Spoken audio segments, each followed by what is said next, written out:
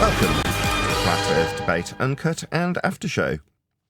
I'm your host Nathan Oakley, and if you're new to this channel, or you've not done so already, then be sure to subscribe, hit the bell notification icon and join button if you'd like to become a Nathan Oakley 1980 channel member and keep up to date with the Flat Earth Debate.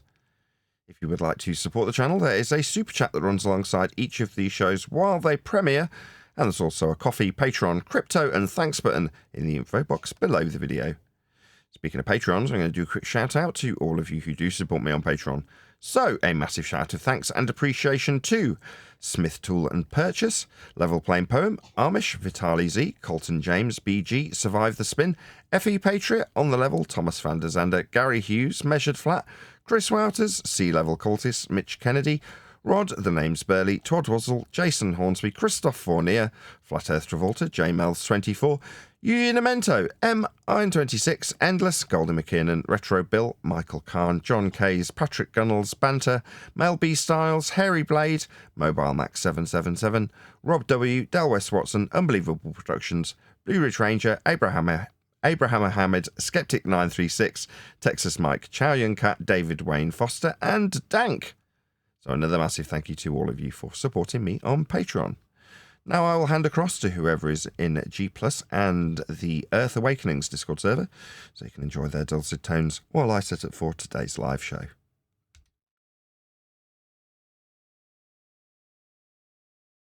I definitely can't get into Earth Awakenings. I ain't thinking I'd get in, and I can't. Flatsy's tried to join. Flatsy can join. I can't, which does tend to suggest I'm blocked.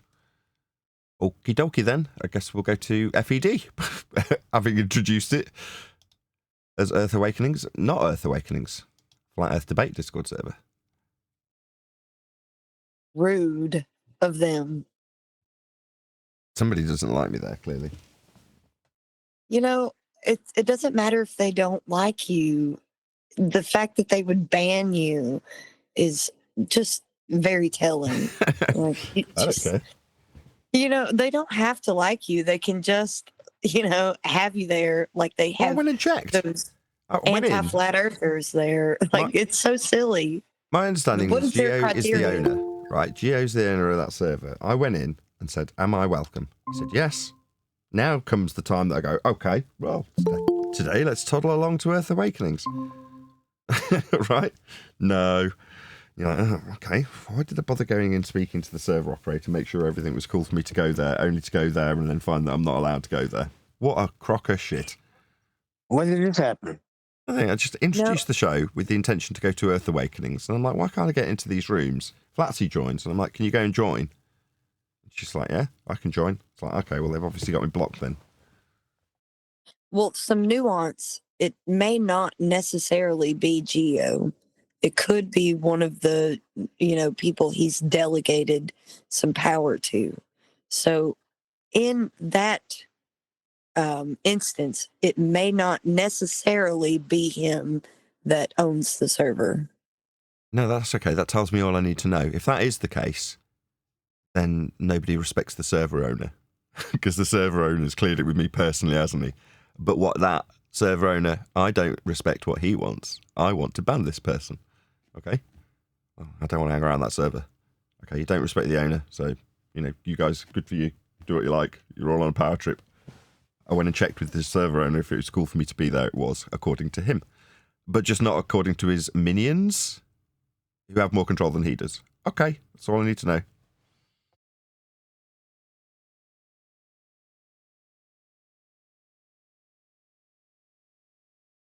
People had alluded to that being the case in comments. And I've gone, oh, well, I went in, I spoke, they asked their questions when I was there. Everything seemed cool to me.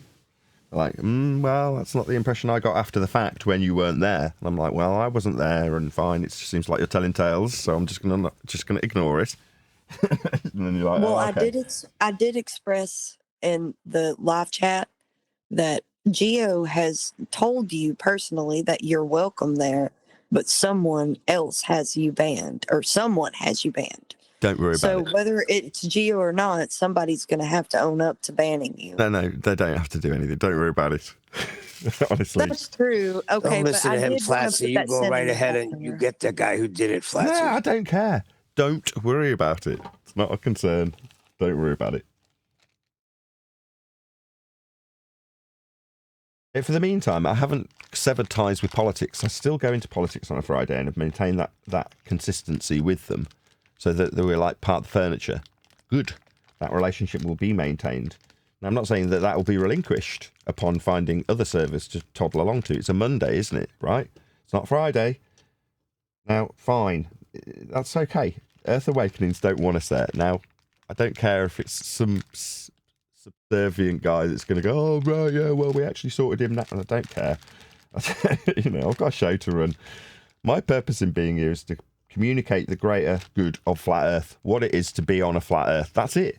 Now, Earth Awakenings, if they don't want that, if someone there don't want that, I don't care. There are people out there that do. You know, I had a sentiment with the video that I gave you in Master B, and then realized that this guy is probably a flat earther and has showcased you personally on his channel, and I didn't know that. So that's my ignorance being shown. Who's this? Okay. John Thor. Oh, yeah, I know John Thor. He's an Ethereum, right? Oh, I don't know. I have no idea. My ignorance is showing again. Once again, I was listening to one of his videos that just showed up in my feed, you know, and I liked it because it was how to spot a psyop. And I thought that you'd like it because it reminded me of the Deception Detective that you kind of reviewed one of his videos, but you also gleaned a lot from what he was saying, and you even use it now in arguments when somebody gives you a non-answer as a response. So I was thinking that maybe that would be something cool to review, but Definitely. who knows? Is it somewhere up in Ballbusters, did you say? It's in Master B. Liam and Brian were discussing something after I posted it, but I directly messaged You're talking about, you oh, and this Master guy. B. This is my favourite guy from the... Okay, I know exactly who Chase is. Yeah, Chase is one of the guys from the behaviour panel. So, often, the guy you mentioned, well spotted in terms of their being akin in what they cover. So, Chase, behaviour panelist, although they call their audience panelists, so it's a bit wrong to call him a panelist, although he is a panelist. That's just their way of making their audience feel involved, right? Anyway, that aside, he, Deception Detective, often doesn't see eye to eye with the behavioural panel in terms of what they do, because they assess behaviour, how people are behaving, whereas Deception Detective is much more a kind of listen to the words they're saying and take them to mean what they say, because they wouldn't be saying them unless they meant to say them, and they said them, so take that as the most important thing rather than how they twitch as they say it. Yeah, the words are more important to him. And I don't necessarily agree or disagree with either stance, right? If you're in person with someone, a lot of the Deception Detective stuff is useful, as is a lot of the behaviour panel stuff. I like both. But like I say, he often says, I disagree with the behaviour panel on how they will approach this when assessing this information. So there we go. So yeah, I know Chase Hughes is my favourite of the four, if I'm honest. Of all the behavioural panel members, he's my favourite panel member. Well, So there we go. I would say I think the main difference between the two things that you just said is one is being objective, and the other one is about engaging. So the behavioral part would be what you would have to engage with, but the just the objective stance is just to understand the words that someone uses when they say something, and you're outside of it and you're objectively reviewing it. And one is when you're engaging with someone. Yeah. Or in the case of Deception Detectives, he's assessing somebody's engagement with an interviewer most of the time. But in either event, yeah, we'll definitely cover this. This will be fascinating. And Chase, please don't Please don't copyright strike me. That means great. I get to send people to Chase Hughes' channel. Wonderful.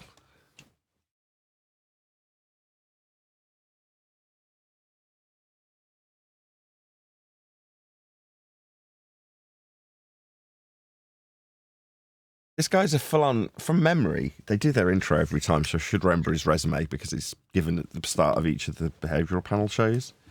I'm pretty sure this guy's worked with military, right, in terms of training people how to resist interrogation and things like John that. Thor? Are No, you talking about Chase Hughes. Or which? Maybe I'm wrong.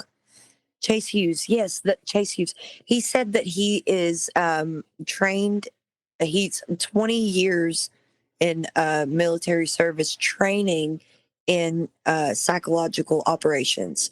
So he trains people how to use psyops. Yeah, exactly.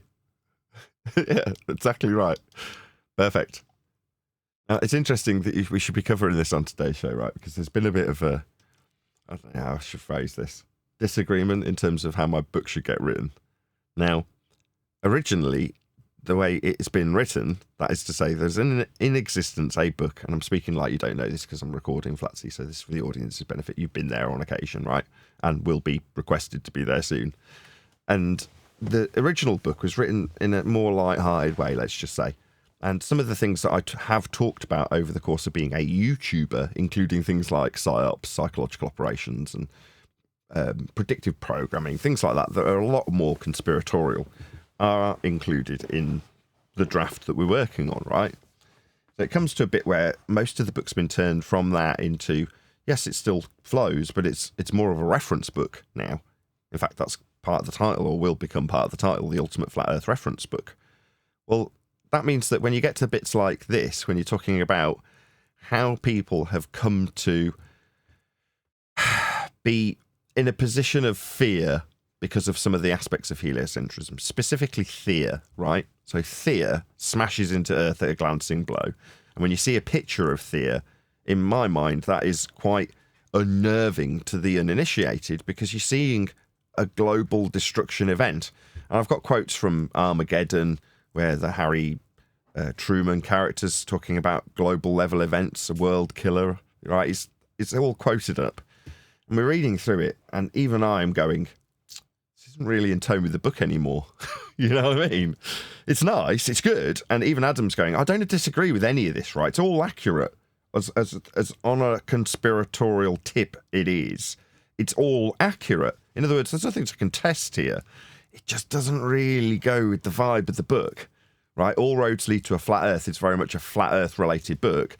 And talking about how you've been brainwashed utilising global techniques isn't really in line with the book. Do you see where I'm going? Now, I know you haven't been involved with those conversations, but yeah. Well, I get it. So I'm kind of understanding. I guess my only objection would be that being a human being and being fallible, that kind of weakness that we have of being fallible and also just not really attentive to things and get the kind of information in passing, so it's so much that it will accumulate over time.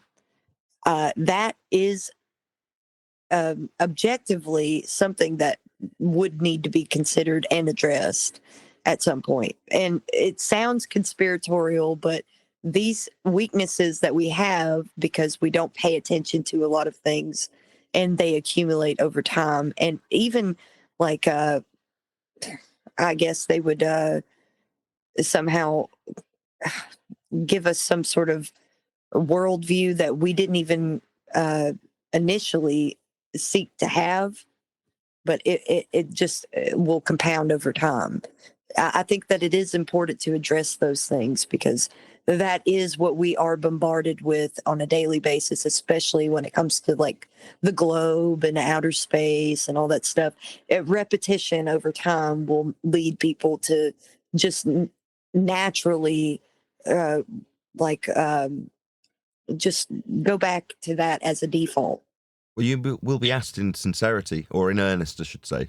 because when we go through the book to check spellings and things, more than anything, the order's all been done and the text has all been formulated, etc., etc. But at the point that you're stepping in soon, hopefully, God, I hope it's soon that you step in, you'll come across a great big large chunk of red text in the any evidence of a self-perpetuating molten iron core at the centre of a presupposed spherical Earth chapter. And that chapter has this discussion of Thea and Armageddon. So it's all in red when we get to it, so it's not going to be like subtle.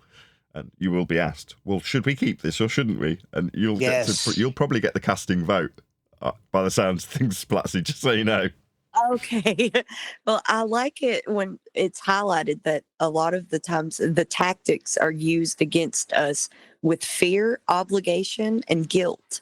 So when they fear something, they feel obligated to do something, and they're guilted into thinking that they contributed to the problem, So these things are like how they can manipulate you. Yeah, if that makes sense. But it's not all roads lead to how you were brainwashed into being on a globe. That's not the book. So yeah, but it's what we discussed on Flat Earth Debate. We've discussed it millions of times.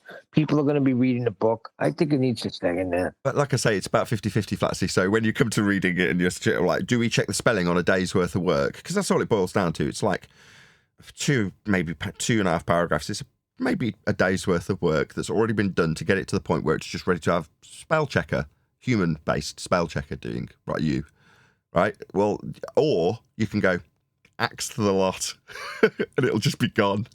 So if you just 1 second, Flatsy, if you're the audience listening to this, right, when you get the book, just try and remember this conversation. And if you read about Harry Truman from Armageddon talking about global level extinction events, it's what we call a global killer, right? If you read that, obviously it's in the book. If you don't read that, obviously a huge chunk was just axed.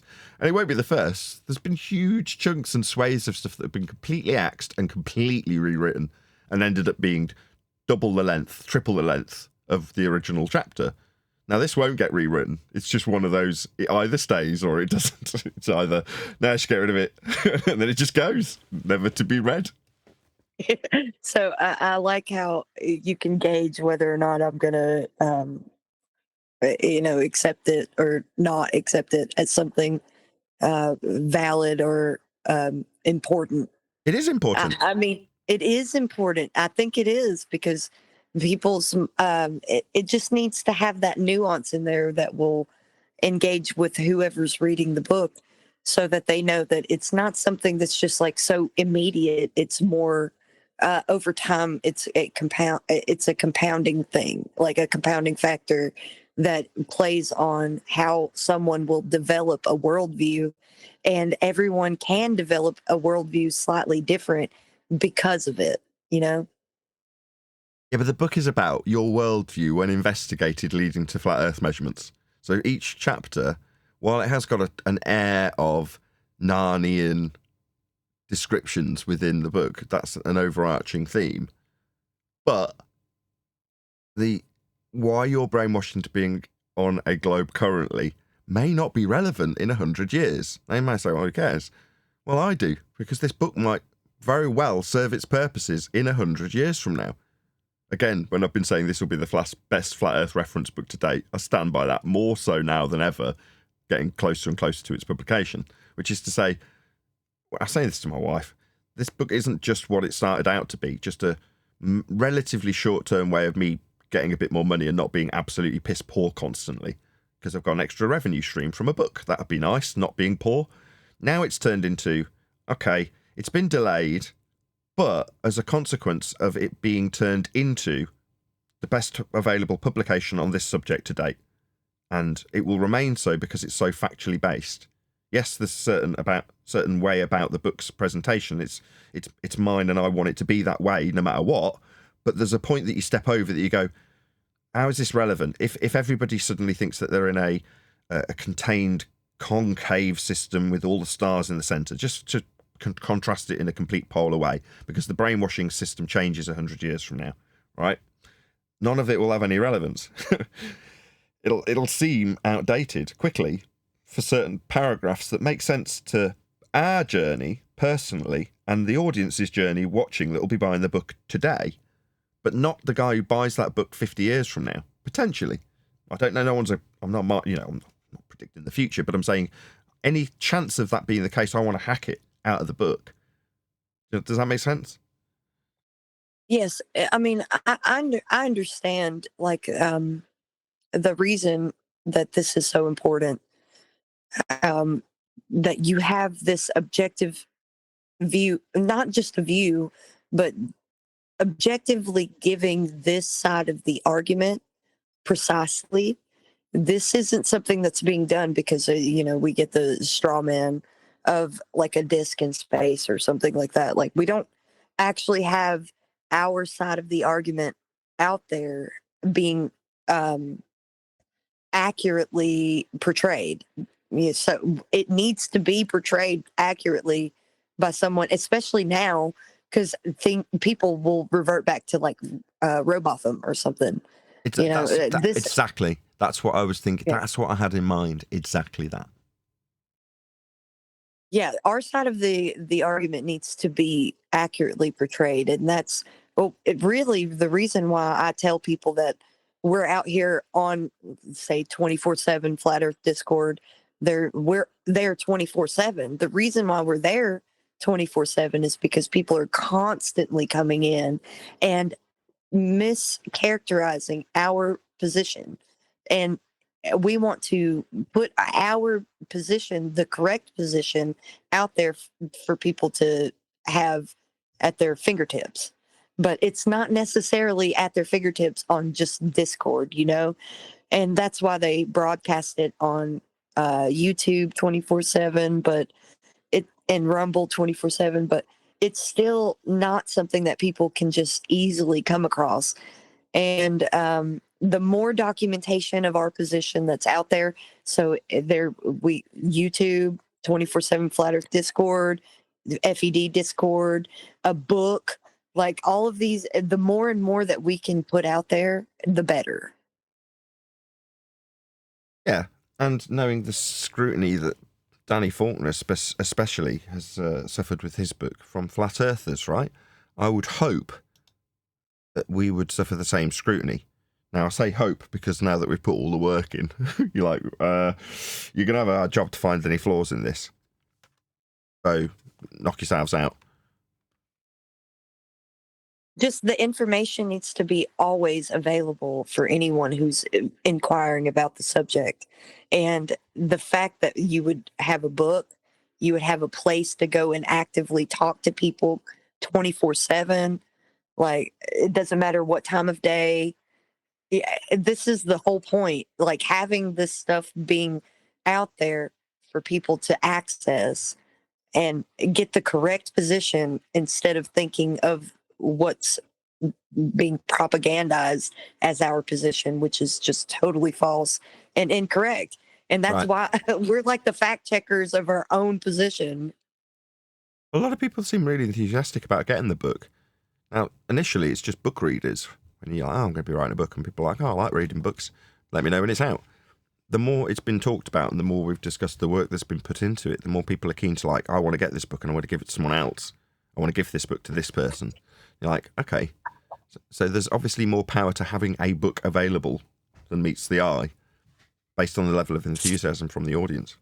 Well, just talking about it, we're promoting it. So that's a good thing. Yeah, I agree. I think that the more sources that people have to point to when they're engaging in this topic, the more sources that would accurately describe the position is going to only be beneficial. And a book is more accessible to more people because not everybody's on social media, not everybody's on Discord, not everybody's on YouTube. So a book is more accessible to those people that wouldn't actually be accessible through those media. Right. And when it finally comes out, it does actually serve its original purpose of generating a revenue stream for me. Well, that's good. Also a benefit, and I agree. Like it should be, it should be some sort of benefit to someone. And the one person that I would deem, and most others would deem, to be in that position would be you. Yay me! You have such a good following.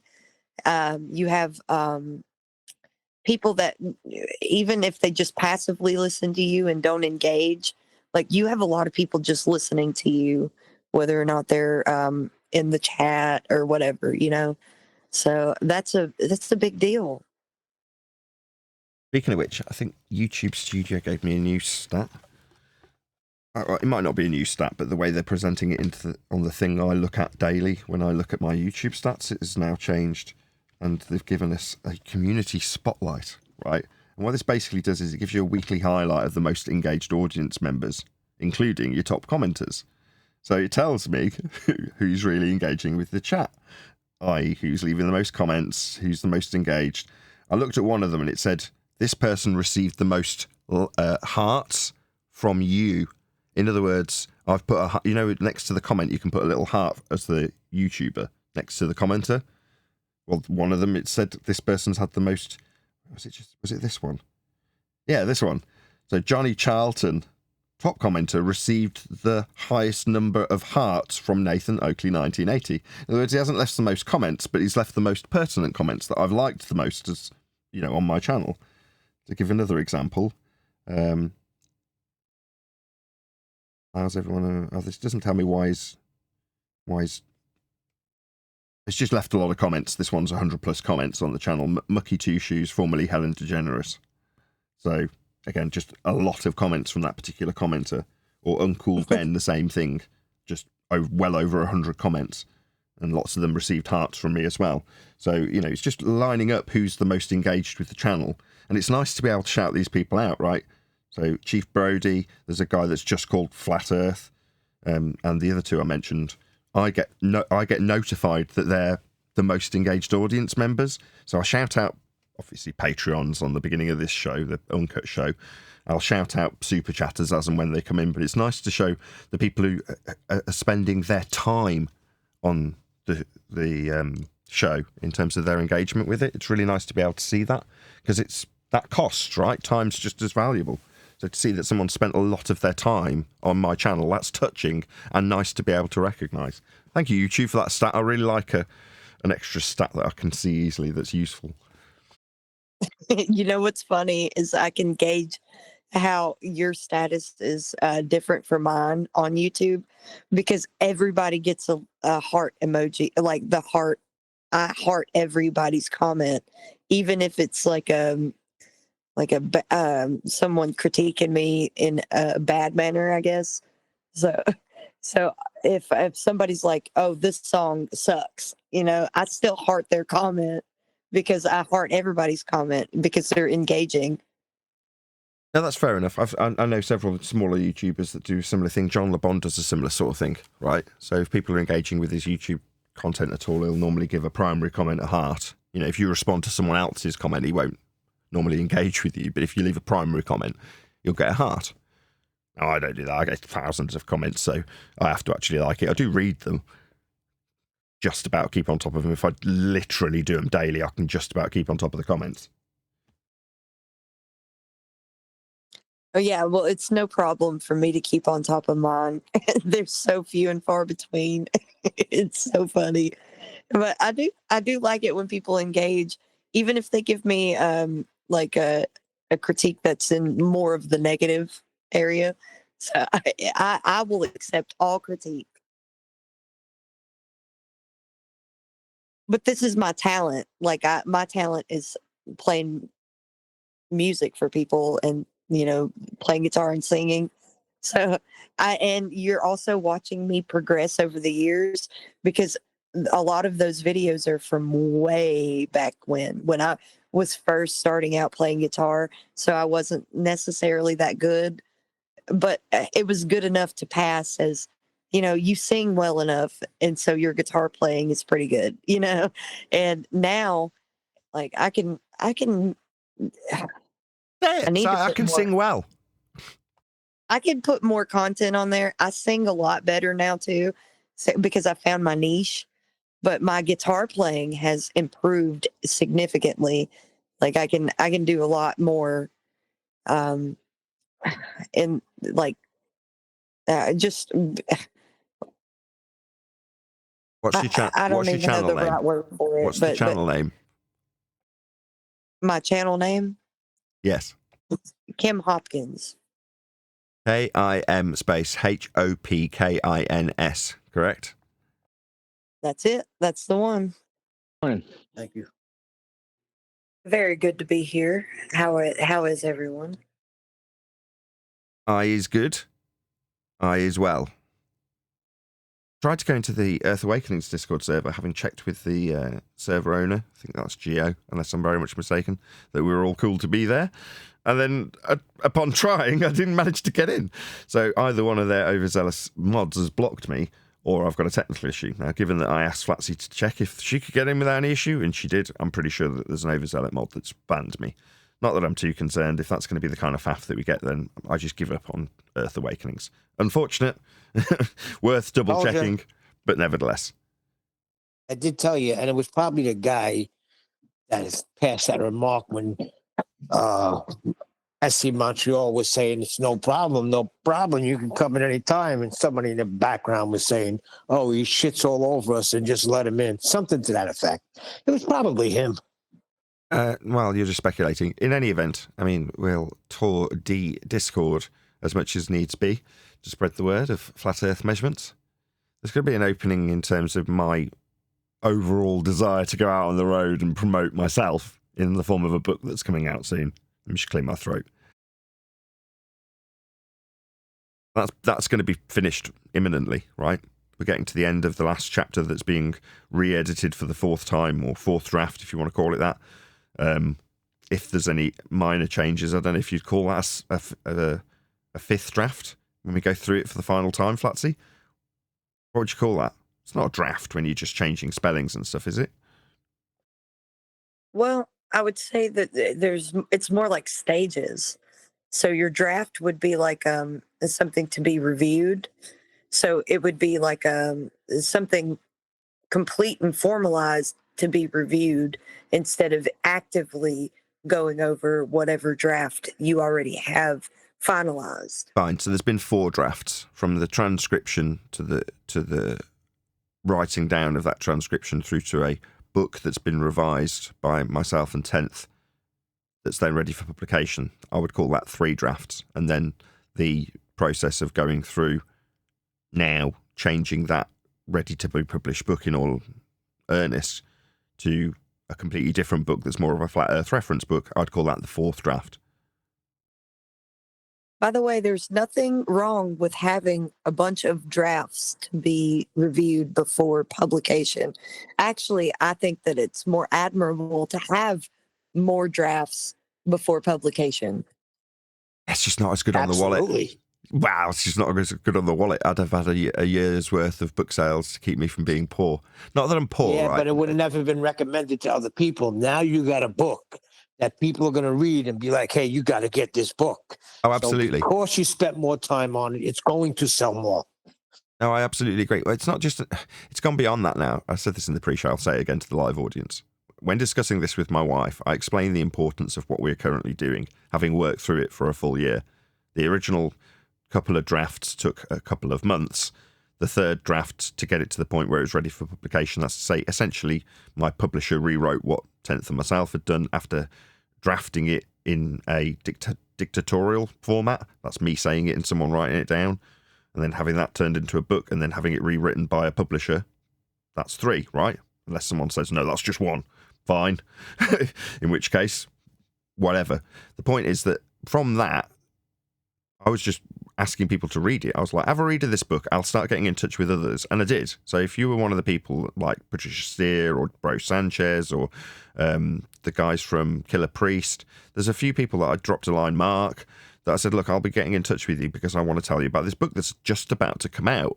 And I'll send you a chapter or 2 and maybe read it with you or whatever. Right, this is a year ago. No, this is 6 months ago, sorry, after having gone through the process for 6 months. Now, essentially, a completely different book has been written off the back of that one without publishing it at all, so that the end result has a flavour of that sort of talkative, not novel, but, just a descriptive book about what we do here and turning it into a complete full reference book with a massive glossary at the back of it.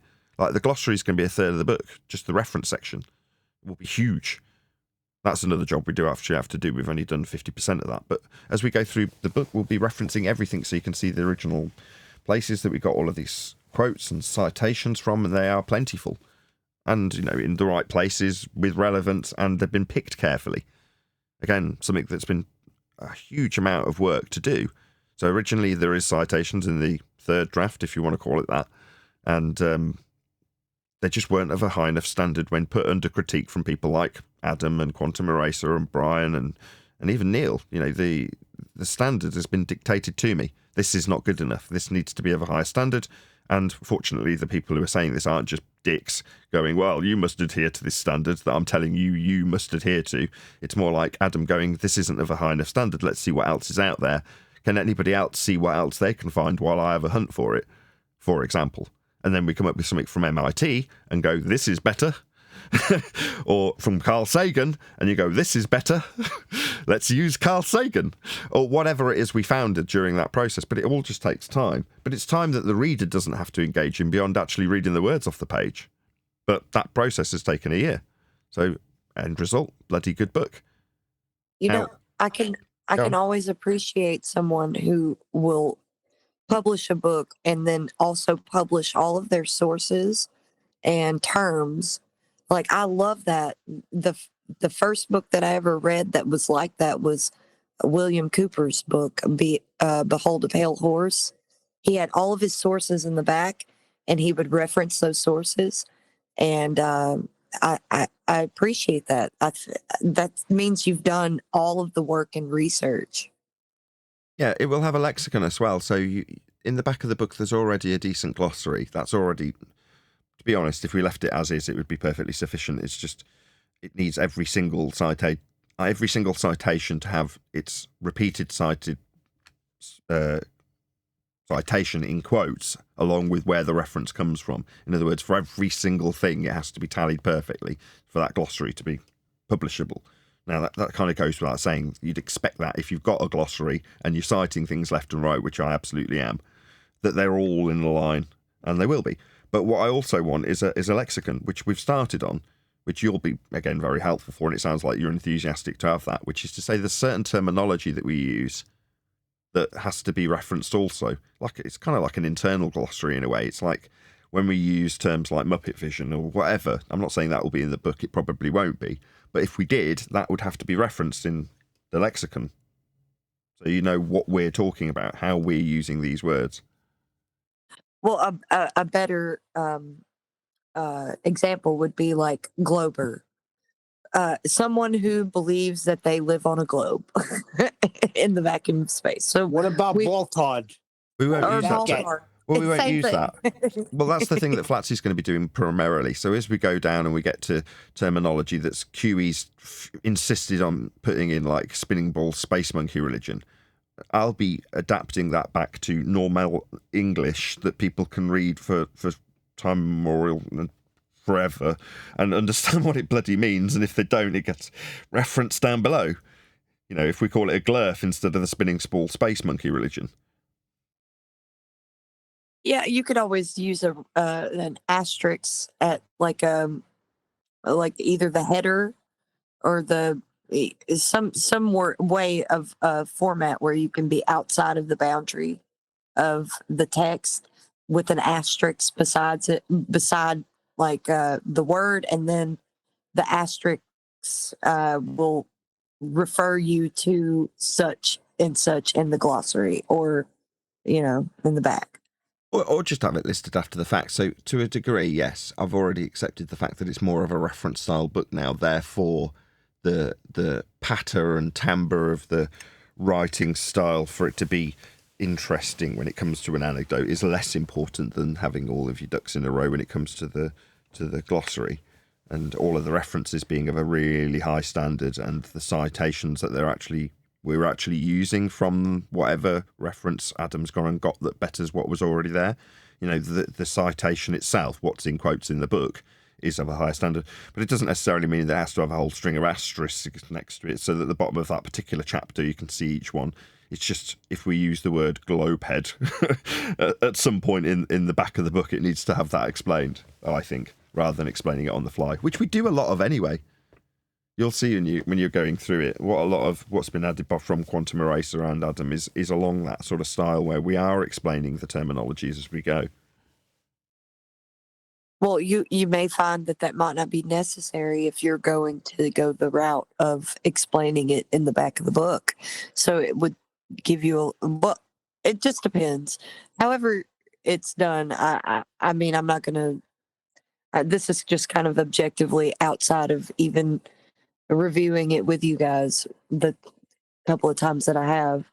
But you don't necessarily have to go into explaining it, and reserve that space for going more in depth into the topic you're talking about.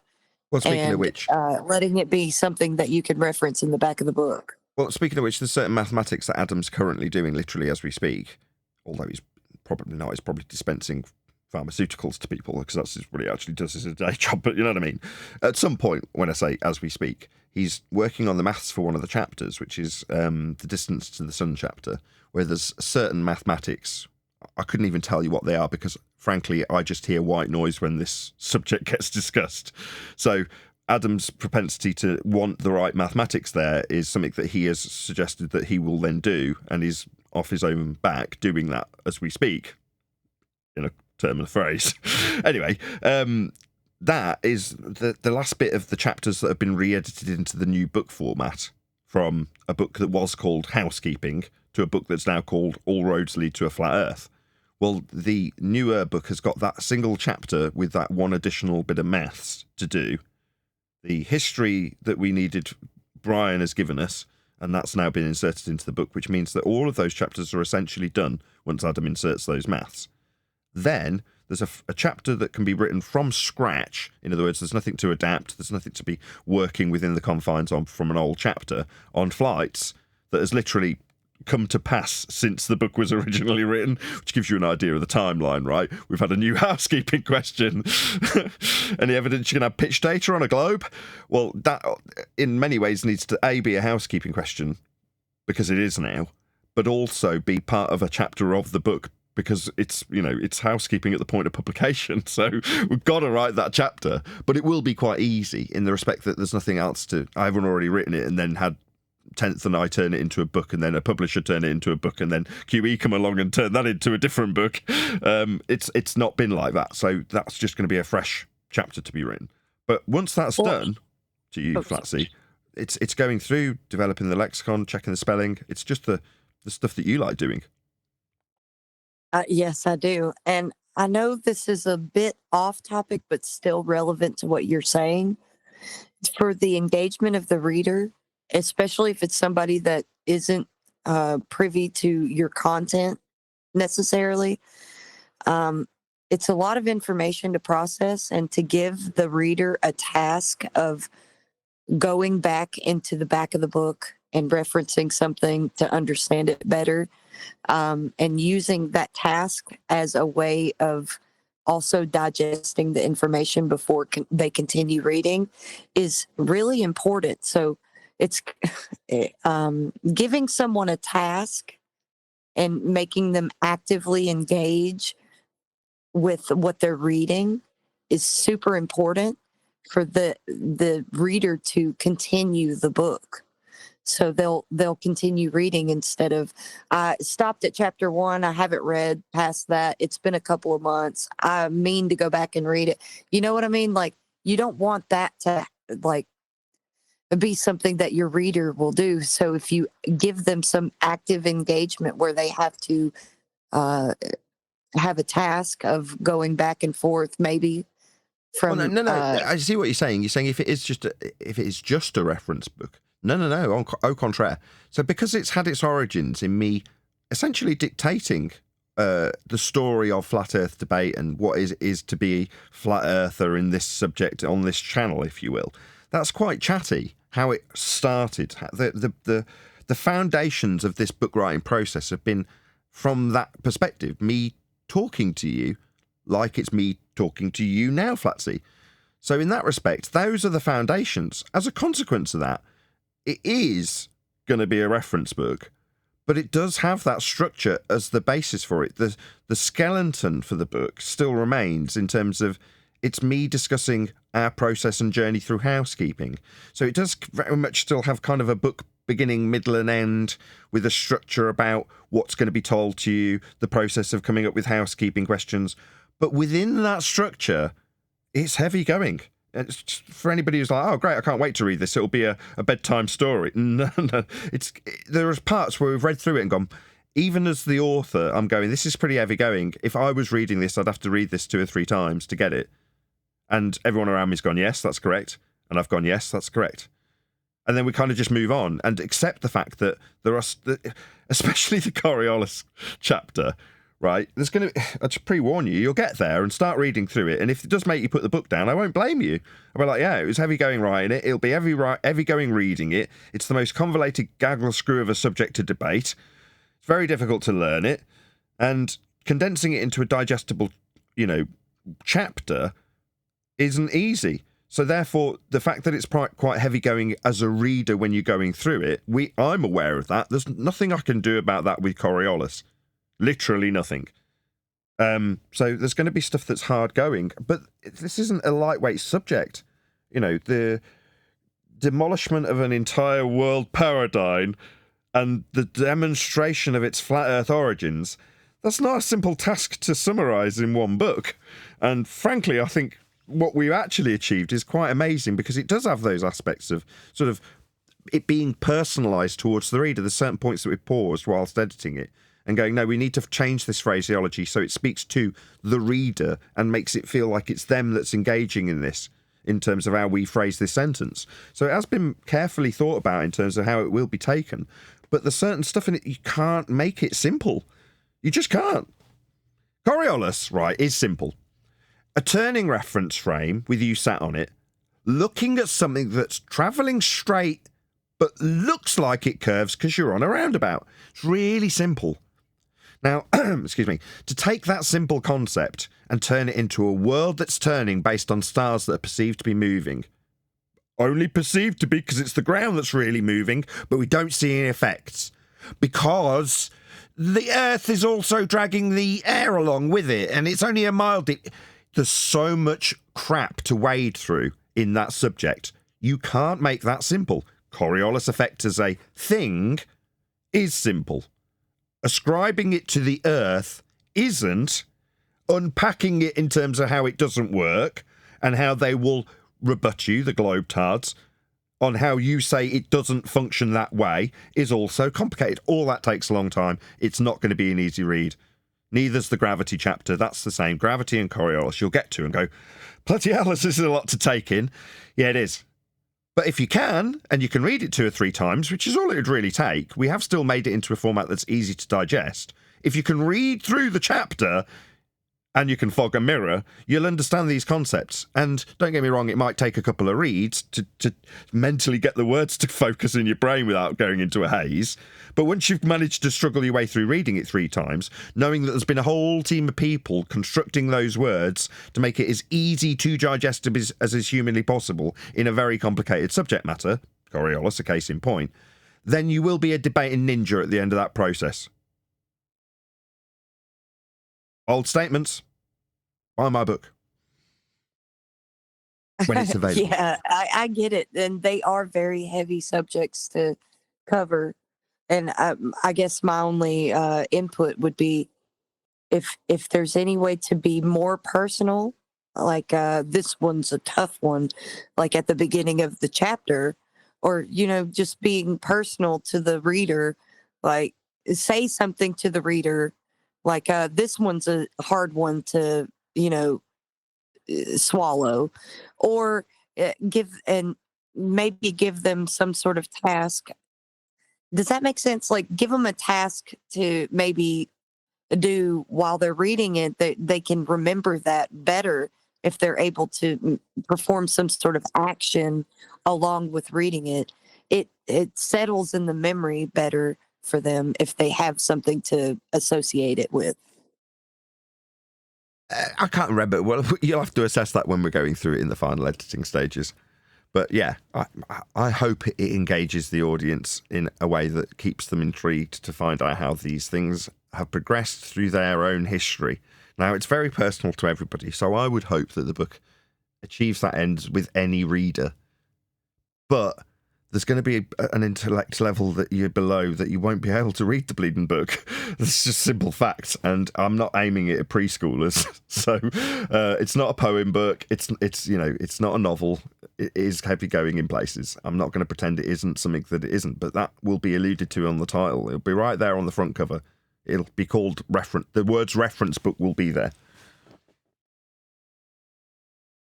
Anyway, we're going to be covering a video by a guy called Chase Hughes. I'm a big fan of because he's my favourite behavioural panel member.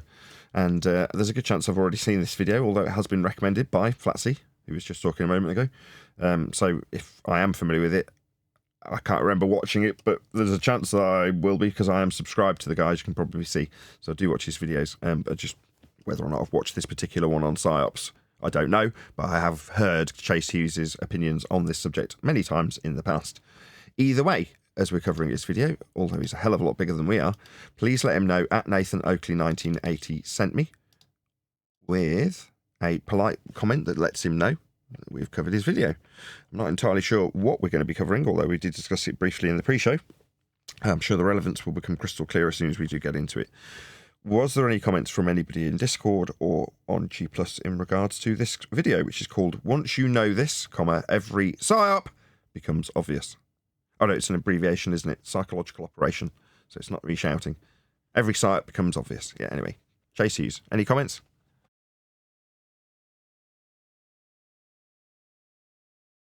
If this is the end, if the stars fall and the earth it begins to bend. Straight away, in case you hadn't gathered right, that's not an advert. That is just Chase and his production quality. Shout out to you, Chase, man. That's so freaking awesome. The intelligent minorities can engineer consent through the use of manipulation, propaganda, and control. And we should do it. People have got to know whether or not their president's a crook. Well, I'm not a crook. We are in the midst of a serious financial crisis, and the federal government is responding with decisive action. I know that. Seriously, right? Anybody watching this who doesn't, if you're a YouTuber or a producer at all and doesn't go, man, I'm immediately hooked. We're already 40 seconds into this video. It's like it's been 5 seconds. Chase Hughes is awesome.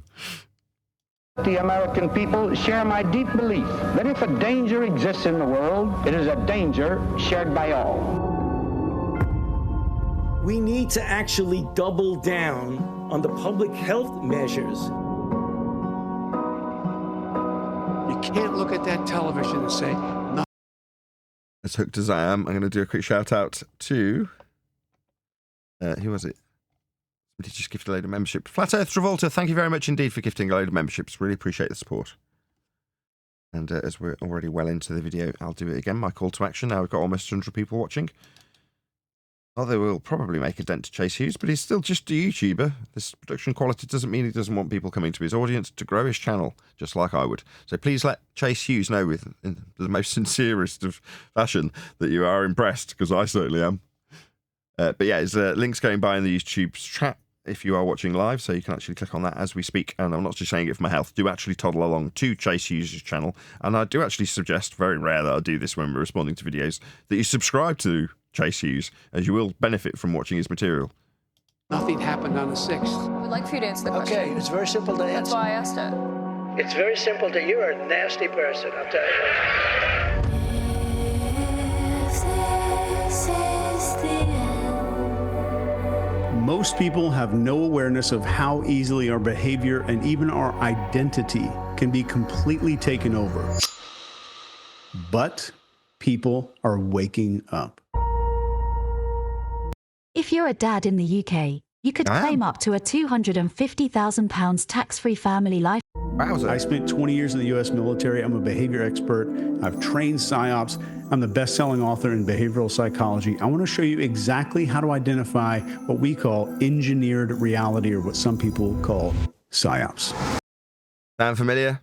If you're a fan of Russian vids, currently called RV Truth, then this should be right up your street. And for everybody else who's a flat earth believer, flat earth knower, Ethereum, upward rising earther, or indeed anti-flat earther, you're probably also a complete conspiratard. So this should be appealing to you, but for the fact that Chase Hughes does actually know what he's talking about.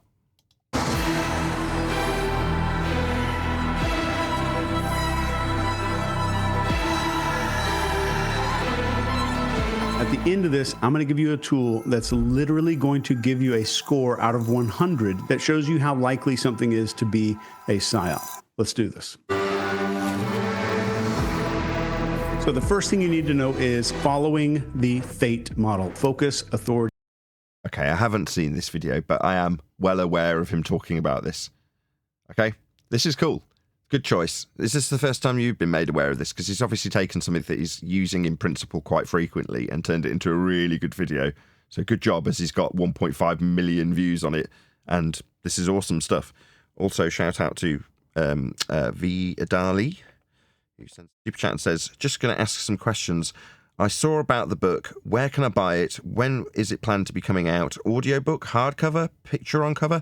All of the above to answer your question. So yes, there'll be a cheap softback, paperback, whatever you call it. There'll be a hardback that you can buy, that you can actually have, delivered. There'll be an ebook that you can have, and I'll get somebody to actually read it.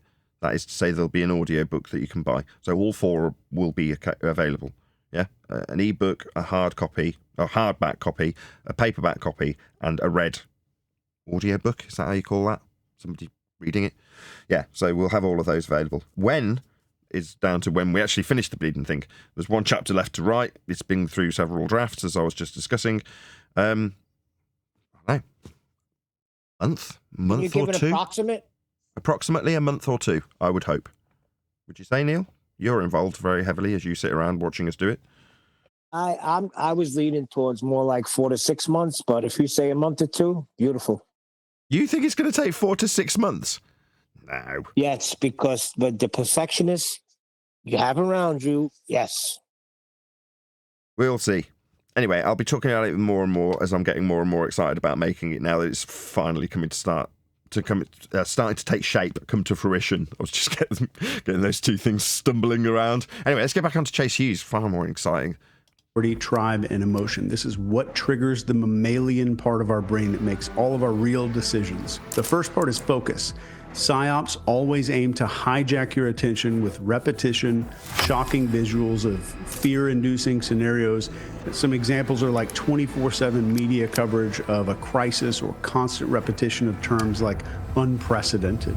So with this, pause and Right, I see why you picked this now, Flatsy. This is exactly what we were talking about in the pre-show, right? When we were talking about whether or not I should hack out the bit from the book in the chapter about any evidence of a self-perpetuating molten iron core at the centre of a presupposed spherical Earth, where I reference the movie Armageddon and Harry Truman talking about an extinction-level event, a global killer, while we're describing Thea and the impact picture of Thea smashing into Earth at a glancing blow, depositing its delicious, juicy molten iron core at Earth's core, prolonging the timeline of Earth's core and stopping it from cooling down in their stupidly long timeline. Well, that is being described by me in the book, or might not be, depends if we hack this section out entirely, on the fear-based mind control that's being employed when you see pictures of Thea smashing into Earth. It conjures images of extinction-level events, like described in the movie Armageddon. This might get completely removed from the book, because it's not at all about how all roads lead to a flat Earth. It's about how all programming and brainwashing in the instance of Thea lead you to be believing it through fear-based mind control, which is what our good friend Chase Hughes is talking about in this respect. It's an unprecedented event when Thea smashed into the Earth. And ask, why is this message being pushed so aggressively? So compare how much airtime different stories are receiving and note any disproportionate focus. So, for example, if your congressman went to your YouTube guy and says, what gives with all this flat Earth coverage? Can't you shove it down the bottom of the lists and put a little tag that says Earth ain't flat on it and put a disproportionate amount of coverage on the debunkers like Simon Dan and Professor Dave Explains? Can't you do that for us? Oh, yeah, absolutely we can do that. We can give a hugely disproportional amount of coverage to anti-flat Earth rhetoric rather than flat Earth rhetoric. If you type in flat Earth, no worries, no problem. We can do that with an algorithm. Not an issue.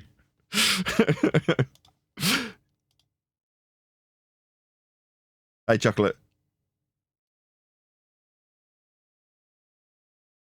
We're saying globe Earth's a psyop, according to Chase Hughes. Second part here is authority. Trusted figures might shift their tone or positions unnaturally to support the narrative. So watch very closely for expert panelists or endorsements where authority figures might speak outside of their expertise. Right, kind of like Musk sending spacemen up to space. That kind of crap. We'll be sending people to Mars, says the president. It's quite hilarious how a lot of the things that he covers in this video parallels with what we deal with. It's quite hilarious. But it's not that. It's more that I've already kind of done this mentally. I'm very familiar with not only the videographer, but this, right? Pace. I'm very familiar with it. He's gone through it. And each time he does, I draw those parallels. So if I seem well rehearsed in my ability to conjoin this with globe Earth rhetoric, it's because mentally I've done this several times previously. Although I haven't actually watched this extremely well-produced video. Pay close attention to that one. Then we have tribe. So messages that polarize opinions or create stark in-groups versus out-groups or exploit our tribal instincts. Do I need to even say anything in like a TFE? Do I need to even say anything? Literally, do I? No. For example, labeling groups as patriots versus traitors or scientific versus deniers. Be very cult members versus normies, right? What are we all being branded as flatties at the moment? Culties. What are we being called? All sorts of names. Very careful when you hear that language. Finally, we have emotion. So be wary of any communication that triggers strong emotions like fear, hope, or outrage without any clear, verifiable evidence. So emotional responses suppress critical thinking. Emotional responses suppress critical thinking. So as a tip here, analyze the evidence that's presented to you. If facts are replaced by appeals to emotion, you There you go. That was the most important piece of advice, wasn't it? Analyze the facts. Okay. You say Earth's flat. What does that mean? Earth? What's that? The ground. Flat? What does that mean? Yeah, it's an aspect that we could measure. Should we do that then? Should that not be our first port of call? Yeah, that's right, Chase. That's the nub of this. 3 minutes 34 into the video. He's giving you the most recognisable piece of factual information that you could take away to improve your discernment level. Just assess the facts. Don't assess how many flatties there are, right? How good their trip was to Antarctica. No, assess the facts. What were the facts? What was measured? Sorry, go ahead, whoever that was. I was just going to say, I really like that he repeated himself. So emotional responses will, influence critical thinking, or it'll suppress critical thinking.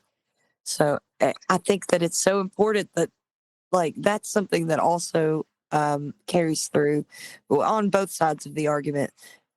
We definitely deal with it on the globe side, that because it's like they're purely driven by emotion, and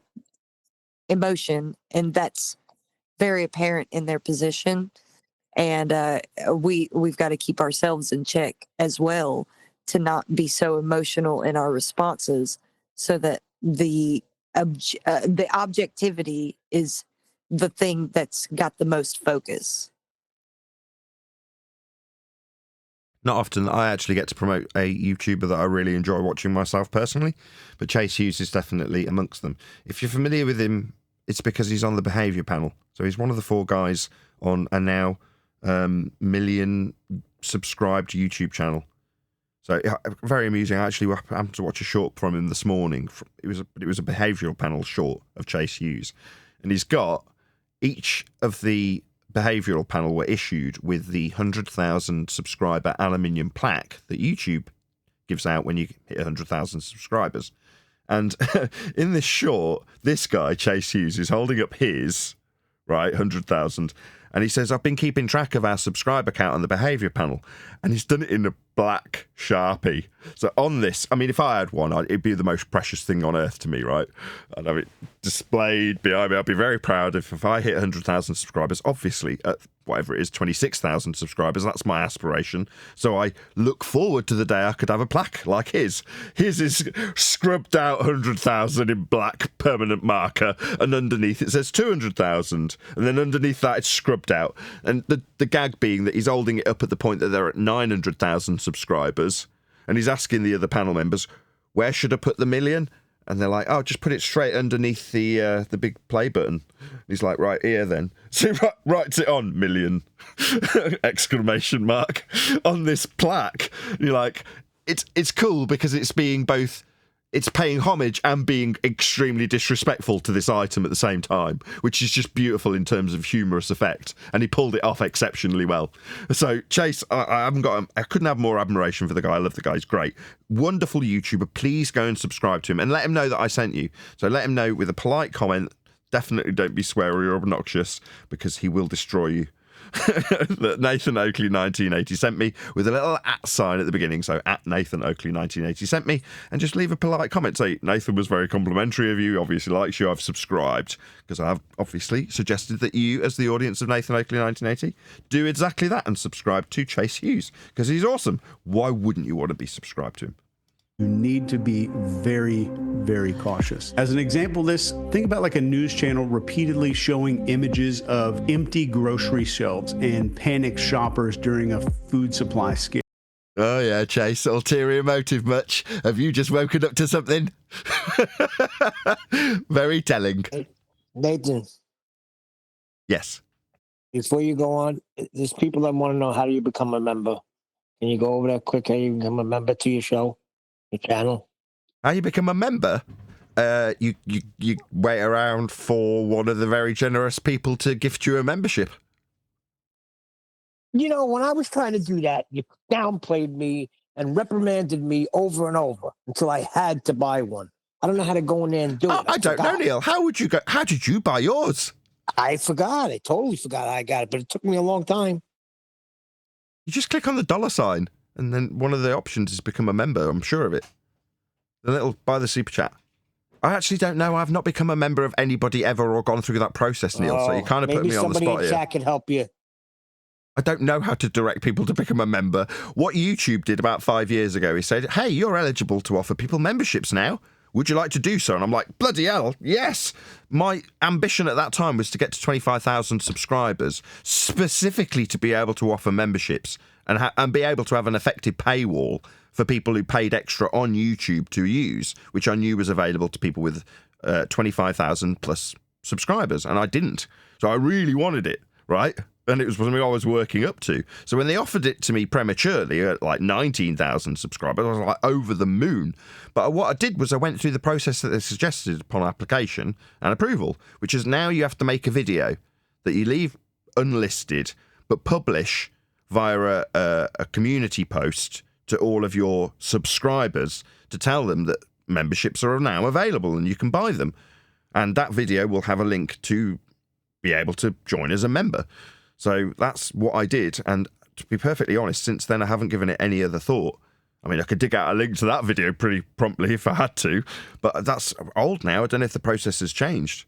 But please join. Yeah, join as a member. You definitely want to. You get Uncut and After Show. Anyway, what was your purpose behind telling us to do that? Was somebody in the chat saying I don't know how to do it? Yeah, somebody was asking. So somebody in chat. Now you know that I don't know. Well done.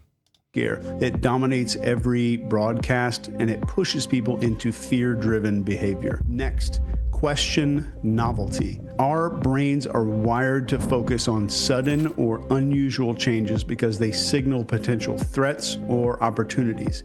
And this is an evolutionary survival mechanism. Psyops exploit this by creating events that break normal expectations, like unexpected crises or dramatic revelations. So ask yourself, why is this new? So yeah, this is, again, it's going to be useful parallels always at the moment because of TFE. Thank you, TFE, for having so many useful parallels. So, I can't remember if it was Brian or Chocolate, one or the other, was saying, isn't this supposed to be well documented, well accepted, and the norm? Yet you're positioning this like this is something that we will go down to figure out if it does or doesn't happen. Like giving it the... Yeah, that was me. It was you. Go ahead, Chocolate. It's your example. No, I mean, you can continue, but I mean, you got the basic gist of it. Like, this is something that was supposed to be predicted and evidenced years and years and millennia, apparently. But they've all set it up like, oh, we're about to go figure this out now for the first time, whether it happens or not. Well, that goes against everything that you were saying before, that it was already a given. So what gives? Well, At what least gives is some discrepancy, the discrepancies in the information provided. They have to concede that there were discrepancies, and that is why they had to, go themselves to Antarctica to whether or not to verify this observation.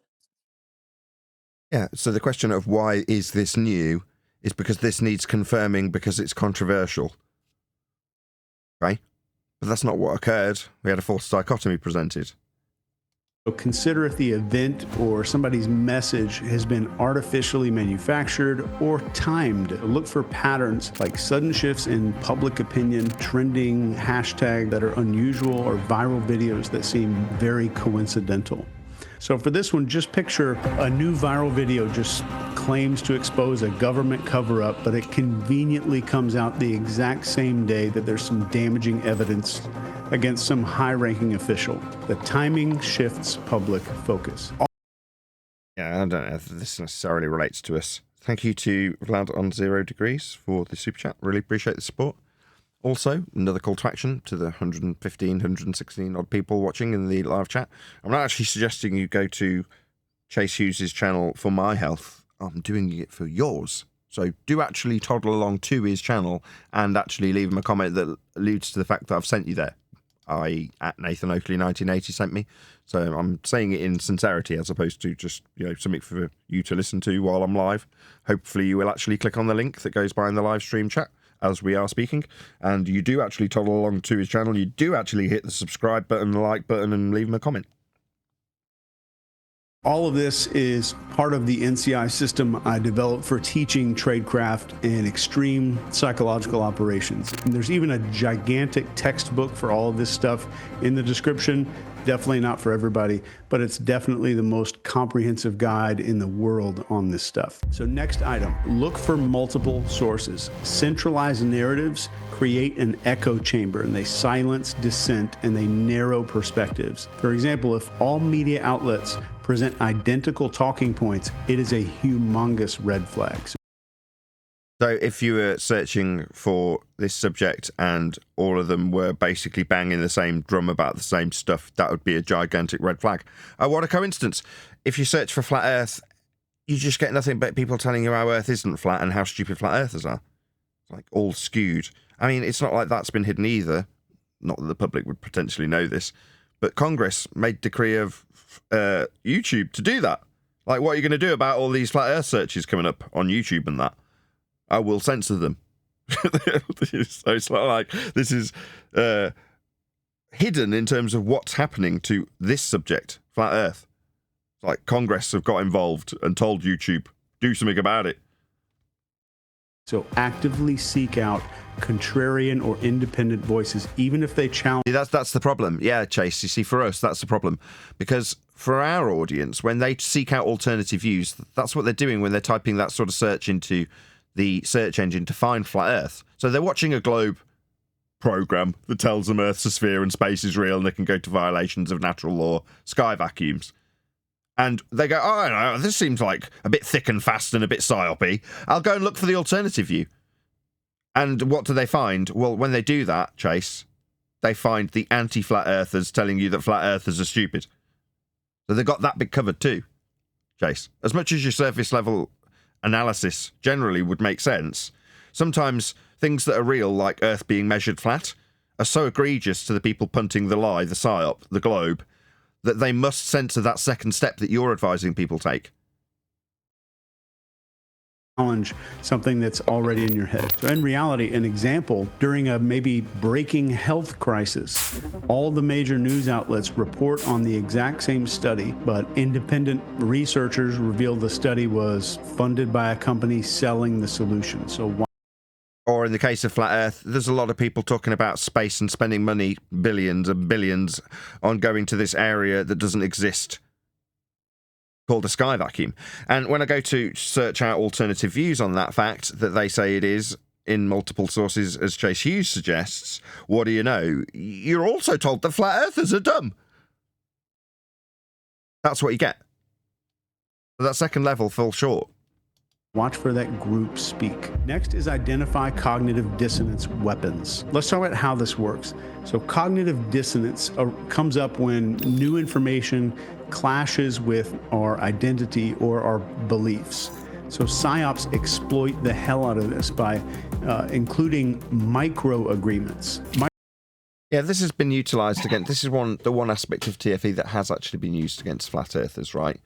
Positioning them where they do hold a belief that can be shattered by new information. Now, that's where the information has to be seemingly new for it to shatter a belief that it didn't occur. And you need to sort out as much supporting information that suggests the group, that's Flat Earth, all agree on this one aspect that they must believe in.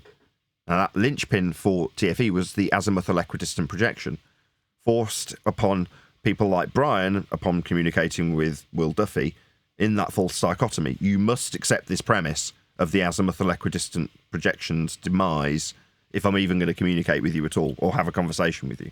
So the way it's been positioned is automatically pigeonholing flat earthers into having a belief that can be altered at a point with quote-unquote new information. Back to Chocolate's point, this isn't new.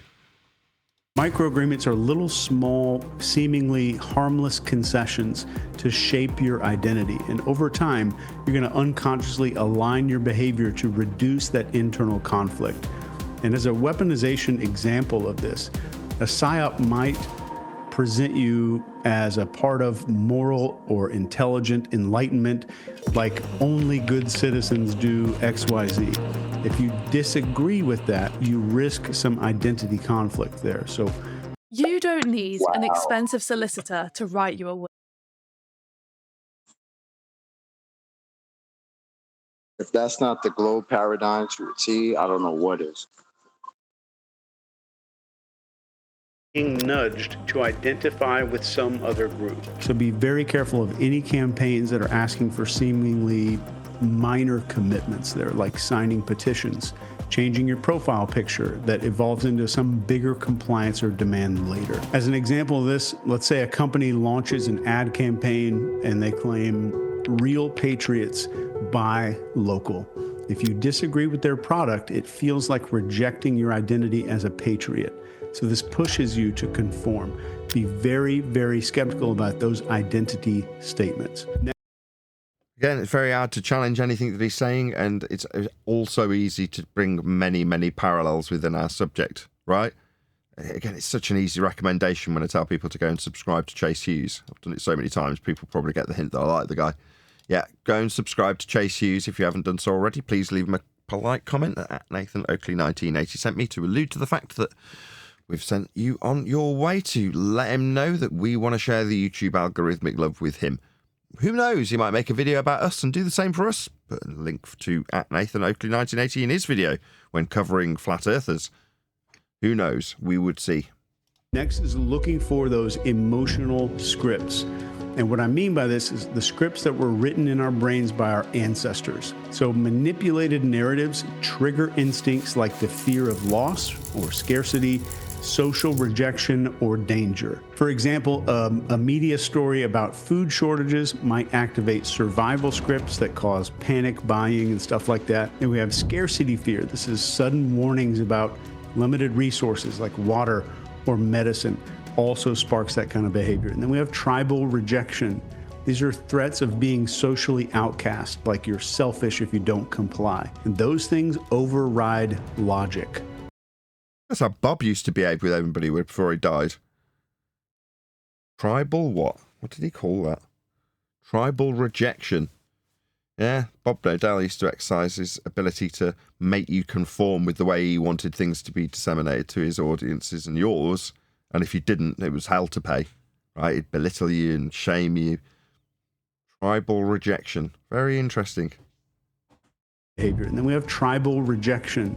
These are threats of being socially outcast, like you're selfish if you don't comply. And those things override logic every time. And as a tip for this, not for me. I'll just take the rejection. No, that doesn't make sense. I'm not going to be doing that. What's that? You're going to belittle me? Oh, well, it looks like I'm going to be getting rejected from this group then, aren't I? Because now I'm not going to fall in line. But, you know, I'm just not very malleable, and I don't tend to comport if things don't comport to logic. I don't like them. And if people don't like me because of it, that's fine. That's just how it's going to be, though. I'm not going to change my logical stance on things just because someone tells me to. But there we go. Just first thing I've disagreed with. I'm nearly there. First thing I've disagreed with Chase on, which is to say that, no, it doesn't work every time, because people who do like to adhere to good logic, that doesn't sit well with them. I'm one of them. Go ahead, whoever that was from G+. That tribal thing kind of sounds like the Globers who get all triggered and want to literally beat up others because we don't believe that we live on a ball anymore. Because that's a thing, and that's very weird, being that everyone should just be allowed to believe or know what they know or believe, right? So why would you want to beat somebody up because they no longer believe what you believe? That's crazy. Sounds very tribal to me. Indeed, but you just use not necessarily a great example because it's so aggressive, because there's been times where I've felt that aggressive towards people. Only recently I was telling somebody that I wanted to harm him physically if he was in my presence, simply because after 10 attempts of pointing out to this egregious baller that they'd lied to us, after calling one of our own, in this case Mighty Mush, a liar for getting something correct, that's to say Mush makes a statement of fact that's correct, his opponent calls him a liar, starts belittling him. Why? Well, because he's a flat earther and it's perfectly acceptable and nobody's going to stop him. Until I come in, step in, clarify what's wrong and what's right, and it turns out the baller's right. After 10 attempts of telling this guy off for his egregious behaviour, calling another man a liar, he's lying to me about why I would want that to happen. And at which point I'm like, this is absolutely outrageous behaviour to the point that it makes me feel aggression. Now, I'm guilty of being human in that regard. That's how it makes me feel, and I often wear my heart on my sleeves. Therefore, if that's how I'm feeling, that's what I'll be expressing. I'm the same in person, unfortunately. Sometimes that's ended up in me ending up in fights. That's how it is as a kid, but as an adult, you try and restrain yourself. But I don't mind vocalising those emotions when they occur, and in the case of your example, Chocolate, it's one where you're pretending that it's... not pretending. You're alluding to the idea that when somebody does that with aggression, it's to an end that isn't justified, correct?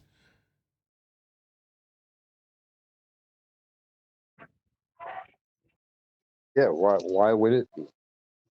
Why would something like that be justified? Like, that's just insane to me.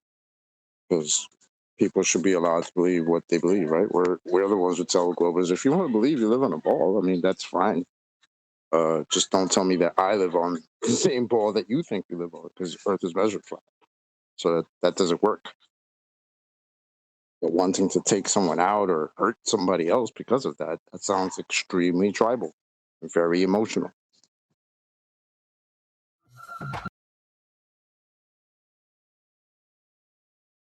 Break the script by focusing on the facts. Like, what's the likelihood of this scenario? So compare the claims with other sources. For this, just picture where a politician says something like, if we don't act now, our children will not have a future.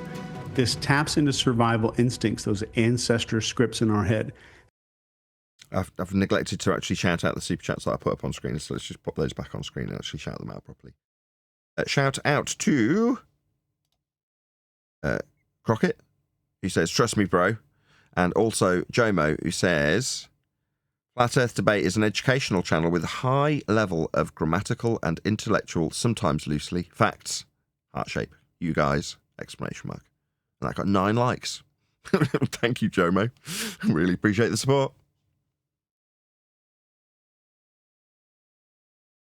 And it's tied to protecting offspring. It creates urgency without any facts. Next is follow the money. So there's a trail of beneficiaries here. So identifying who benefits all. Yeah, that too. Right, that'll set all attention to detail. People might have slipped by, right? I just had to mute my mic because there was a sub-bass frequency in that transition. Now, most people won't notice that he's put, I don't know, 50 to 60 hertz of sub-bass in that little swoopy transition that he had there. But I certainly noticed as my bum shook in my chair. Oh, this is great. I'm really enjoying myself. Watching the numbers are going up. Is this a new video? How long's this been out? 4 years too late. I've already watched this. Yeah, there's my comment. Always is going to reveal the motive. So look for funding sources like sponsorships or political connections that are tied to the narrative. So use tools like opensecrets.org or public financial records to see who profits from this. So for policies or campaigns, identify the industries like pharmaceuticals, tech companies, etc. Right, this is presumably why I've left this comment around this sort of point, probably, and when I've watched it the first time around. I still can't remember watching it though. So, do you know towards the end of this video, Flatsy, if we've got lots more parallels to draw, or should we draw a line under it here? I really like. Oh, sorry. Go on, Flatsy. Oh, I was going to say I really like the end of the video because he starts pointing out logical fallacies to learn.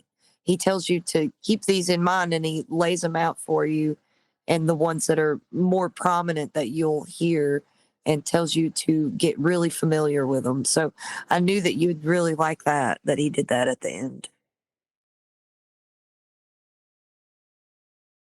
Seeing everything a whole lot differently. So the first one that you're going to see all the time, appeal to emotion. So this uses fear and anger and hope to bypass logic. So like, if you don't support this, children are going to suffer. Next is the straw man argument. This misrepresents somebody's argument so they can attack it better. So somebody might say they oppose the lockdowns because they don't care about lives. Think about that one. Number 3 is the bandwagon. I'm going to be pausing in between just so hopefully it doesn't trigger some YouTube bot to spike my video for any revenue and ascribe it to Chase Hughes, which kind of would be fair enough, but I don't want that. Nevertheless, there's not a lot for me to comment on. He's doing a pretty damn good job of summarizing these fallacies, but if I disagree with anything, obviously I'll pipe up, but so far so good. Fallacy. So this claims that something is true because everyone supports it. And this is, you hear this all the time. Millions of people agree with X, Y, and Z. You should agree with it. All of the flat earthers said that if this model fails, the azimuthal equidistant North Pole centric globe projection that was based on flat earth measurements, therefore flat earth fails. Two. Number 4 is the false dilemma. What do you mean? That everyone knows that we live on a globe. Stupid Earth. Why would you disagree with that? Next, we call this false dichotomy. This presents only 2 extreme options and it ignores alternatives.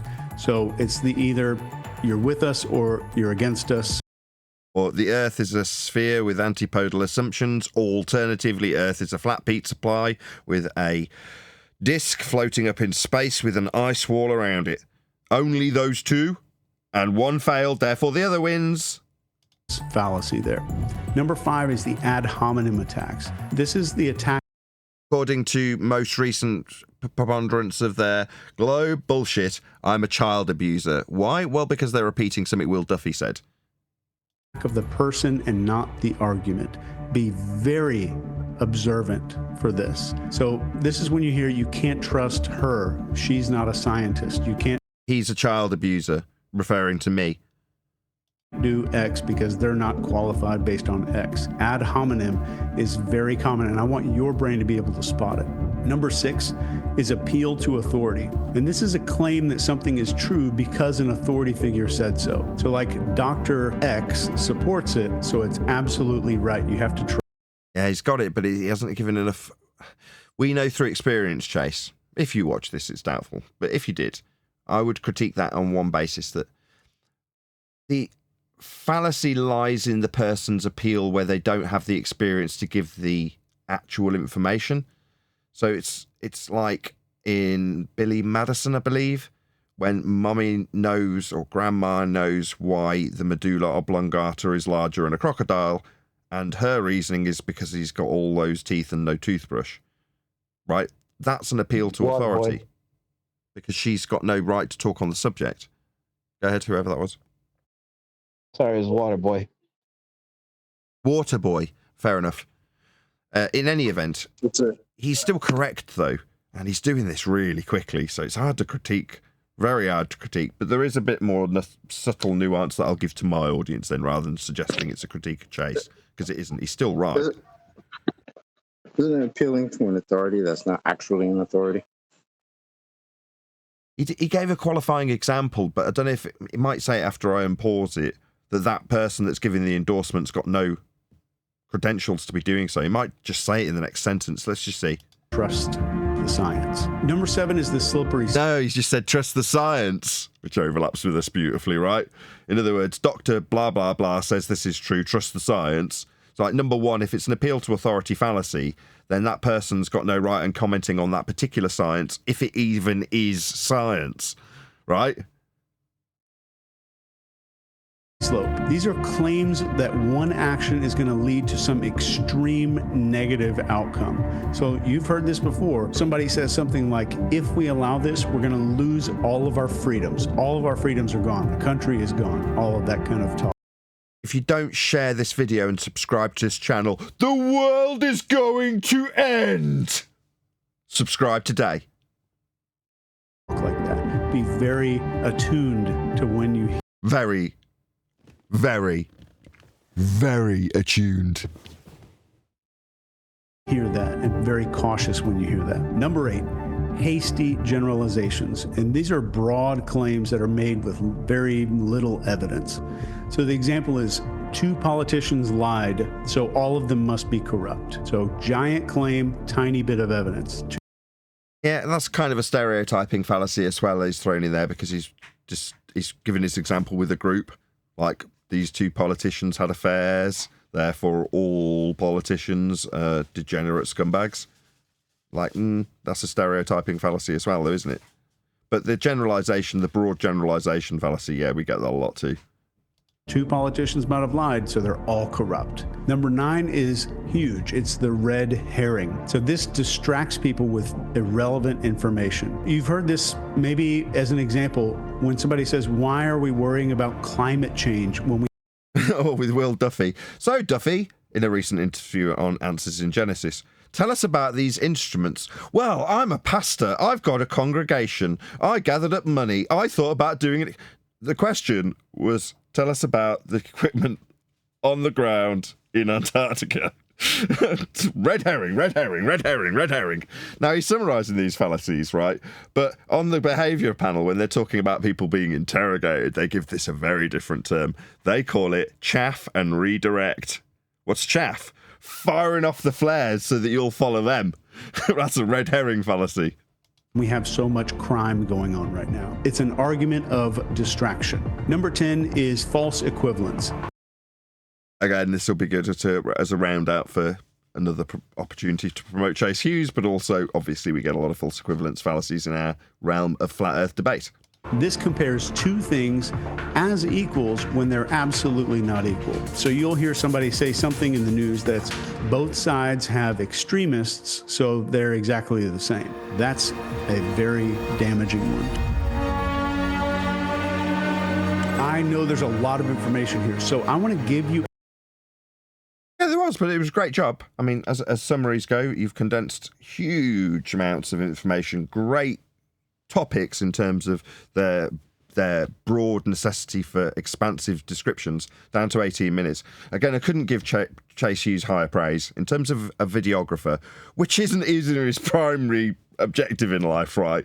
You can't really give much higher praise to a videographer on YouTube. That was as good as videos get on YouTube, as far as I'm concerned. Fantastic information based on a lifetime of research and experience, boiled down into fantastic videography with excellent cutting, excellent delivery of the information.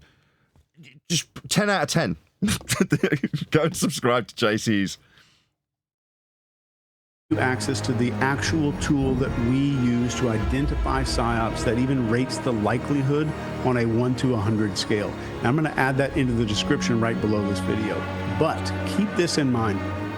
Throughout history, the people who stood tallest in the storm were not the ones who knew all the answers. They were the ones who asked the right questions. They weren't the loudest voices. They were the... Oh, with that interruption from G+, go ahead. His fantastic words. Getting rumpused from G+. Questions. Go ahead. Ask the right questions. You mean like housekeeping questions? Yeah. Well, I was going to... You can use housekeeping, and I would use housekeeping, obviously. But I was going to say, in terms of the example I gave earlier in this critique of this video, although it wasn't really much of a critique, which is how is Earth measured? If you're talking to a flat earther, do you immediately go, let's have a look at the psychology of people. Let's have a look at the groups. Let's have a look at cults. No. Don't do any of that. Alternatively, let's have a look at how the globe is measured. Well, you can't. What's the subject you're looking at? Flat? What's that mean? Earth? What's that mean? Now look at them when they're combined.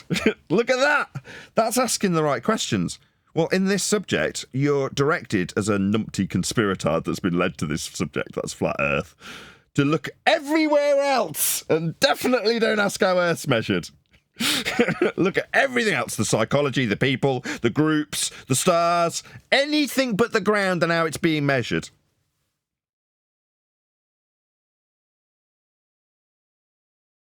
The calmest. They were the people that had composure.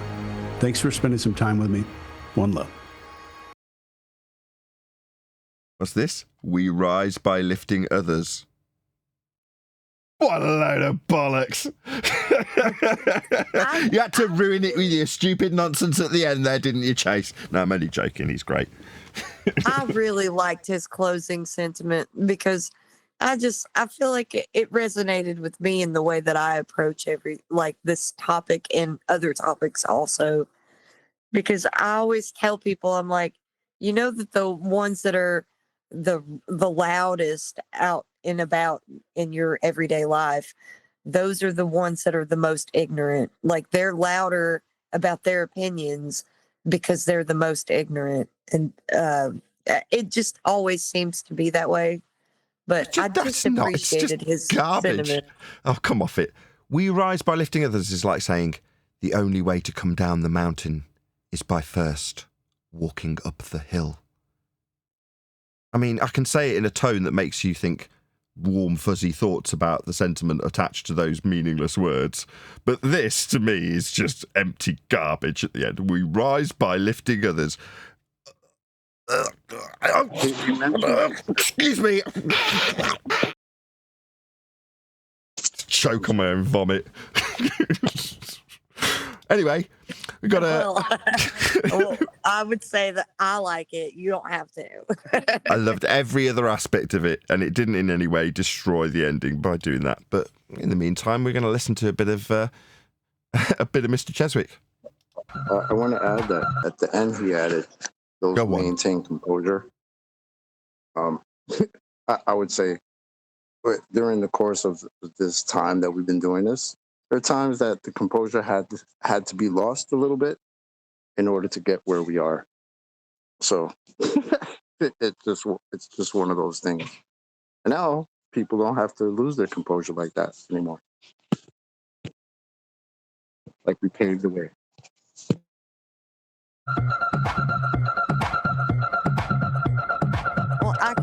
I understand that it's not always like that, because it's just nothing is like black and white when it comes to the different types of people you have to deal with. But I would say that it resonated with me. It's the only way to go. Just roll.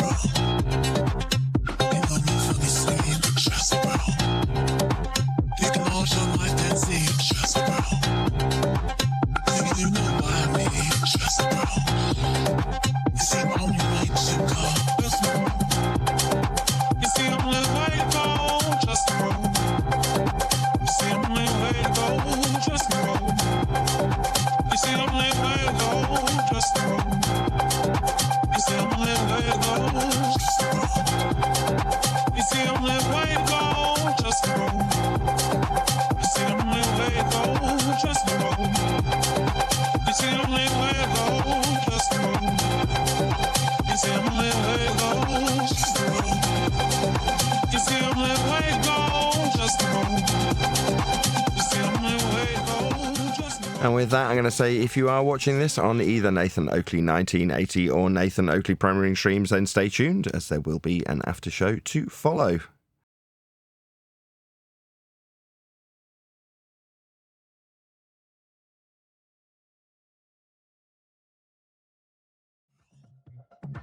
You can all join my fancy. Trust bro. Do you know what I mean? Trust bro. It's the only way to go. Trust bro. You know me from the scene. Trust bro. You can all join my fancy. Trust bro.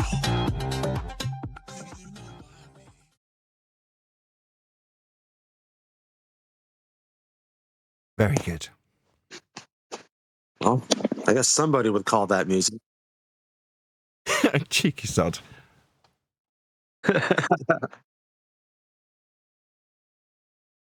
Trust Me Bro by Mr. Cheswick.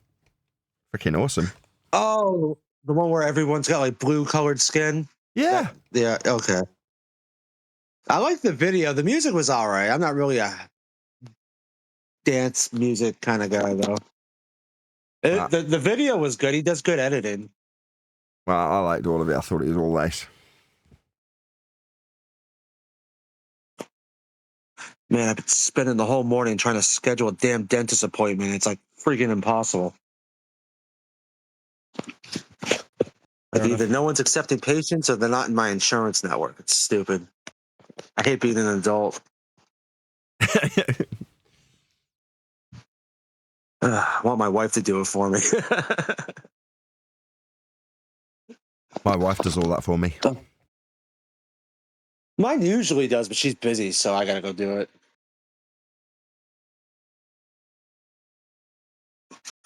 Well, I think I got an exposed nerve. Like for 2 days, it's just been the only thing that stops the pain is if I keep like cold water in my mouth. Horrible. It's like a theme around here lately. Yeah, lots of people with tooth problems. Weird, eh? Oh. I feel like it's worse than a kidney stone. Because it comes and it goes. You never know when it's going to start up. No, I know exactly how you feel. And Adam and Mush. Yeah. Oh my God, it's fucking horrible. I haven't slept in 2 days because of it. Anyway. Get your floss out and start flossing, I guess. Yeah. Just got to keep it clean. Which I have been, but it broke like about 7 or 8 months ago, and it's just now giving me problems. Yep. Should have taken care of it before. Anyway. It's enough of that. It's stressing me out talking about it. Try not to think of it. I'm just pleased we got to the end of today's show. I am absolutely knackered. Both of my kids are sick. They were coming in the middle of the night, both of them. And one of them was sleep talking, keeping me awake with that. I had to get up constantly to settle her down because she had a fever. And with the way kids are, they'll like cough right in your face too. Like, oh, thanks, sweetie. Yeah, you got it. And obviously, they just expect 100% sympathy while they're doing things like that. and they're all sweaty and dirty and stinky and high temperature, and they're moaning, and you can't get them to do anything, and they don't want to eat. Yeah, well, they're both like that. It's rough. Yeah, it's both. When they're both like that, it's a nightmare, because then I don't get any sleep, and my wife hasn't had any sleep. I'm in no doubt. So, to be perfectly honest, I'll probably round out of the show in the next 15 minutes. Unless it gets to the point where lots of people are talking and I have to involve myself, because I can feel myself, I can feel that edge of exhaustion feeling where, it's only going one way from down here, which is slurry words and sounding like you're drunk. That's how I feel. Oh my God. Like, I've been up since, always I never slept last night, and I didn't sleep the night before. It's been horrible. Yeah. Kids go from, when they're well, they're just like normal people. And then when they're sick, they're like being exactly like babies. They're waking you up every 2 to 3 hours. It's miserable.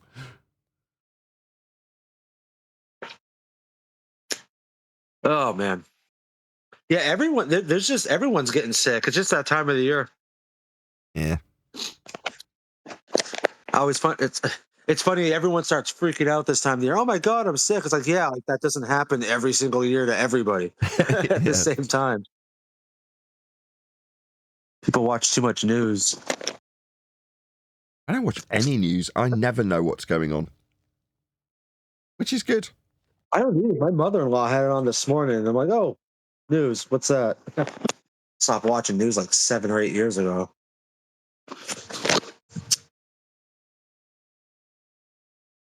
Because if I need the weather, I just look at my phone. I don't have to watch any of that crap. It's always the same thing. People getting sick or drones in New Jersey. It's all fake news anyway. We will be sending a man to Mars. He sounds like an expert in second law of thermodynamics violation sky vacuums, doesn't he? Who is that? Trump? Yeah, I told Neil he did a good Trump, and now he does it every day. Yeah, he missed the mark the first time. You told him he did a good job. Now we're never going to hear the end of it. Although in a weird way, he does kind of have that. Which is also kind of funny, because there was a moment where he was describing, I forget where, but he called it a flat plane. It was just like, isn't that cute? It's like, and he said it like a couple of times. Ukraine. He was talking about the war in the Ukraine, how flat the surface is. It's flat. Hey, he was talking about all the Ukrainians getting blown up. Because Ukraine's actually, I didn't realize, but it's a very flat country, apparently. It's very flat. Millions are dying because it's so flat.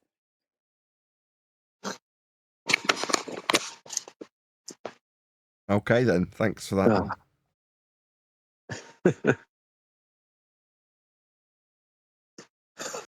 I could never do a good Trump impression. He's got such an odd, like, I know he's from New York, but it's it's just bit today. I usually do it pretty good, but today it's like I got a bad headache. Yeah, you're just not because you're trying too hard. No, because the back of my head is freaking pounding. Oh, you too? It's like a leper colony. I was talking to Brian last night on the phone, and I don't know how we got into the conversation of, getting certain sicknesses during this time of year. And the worst one is that 24-hour stomach virus that you feel like people are stabbing you in the stomach for like 30 seconds until you release things from both ends. Yep. Yeah, that happened to me when in 2017, me and my wife both got it at the exact same time. It was horrible. How does that happen? How does that even happen? What enters you to cause such destruction?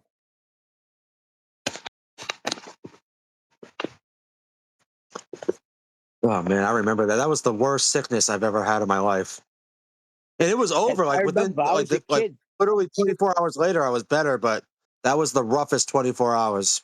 Right. And I remember each one of my brothers, I was the last one to get it. I have 5 brothers. And I remember them moaning like every freaking half an hour. It would come like clockwork. Right. I was the last one to get it. My mother's like, you got to drink water. You're going to dehydrate. I'm like, I'm not assisting this in any way. No. Mm-hmm. Well, this is fun. Fun. Yeah. But that's the thing. What happens? How do you get? Where does it come from? Just the sky? It's just decides to empty your body? I don't know, man. I think about that a lot. I mean, I know you're not, like, if you're a flat earther, you're not supposed to believe in germs, but at the same time, it kind of makes the most sense. But I don't know. But then again, it doesn't, because it's, not supposed to what? Can we change the subject? Please. Yeah, you got to change it.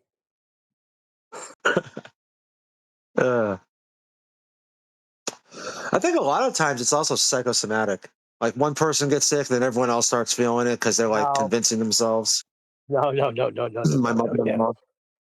I remember I walked in one time. I didn't even get in the house. I just opened the side door. My mother said, "Do not come in. Your brother's got the chicken pox." I made a U-turn and stood at my boss's apartment where I was working. The next day, I was covered. There was no mental As an thing going adult? on. Yeah. Ooh. Chickenpox as an adult's really dangerous. Yeah, they're all over you everywhere. I can't even describe how many things were all over my body. It was insane. See, like, if you're a kid and you get chickenpox, it's all topical on your skin. But if you're an adult male, you'll get them in, like, your esophagus and blood vessels and shit. I had it in my eyes, inside my freaking eyes. Yeah. But don't you worry, we will conquer all of these things. America will be first again. It's not that bad, dude. I noticed he's not as orange and stuff now as he was the first time he was president.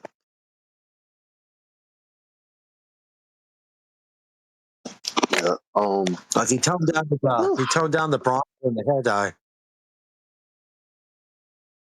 Yeah, people really hate them right now.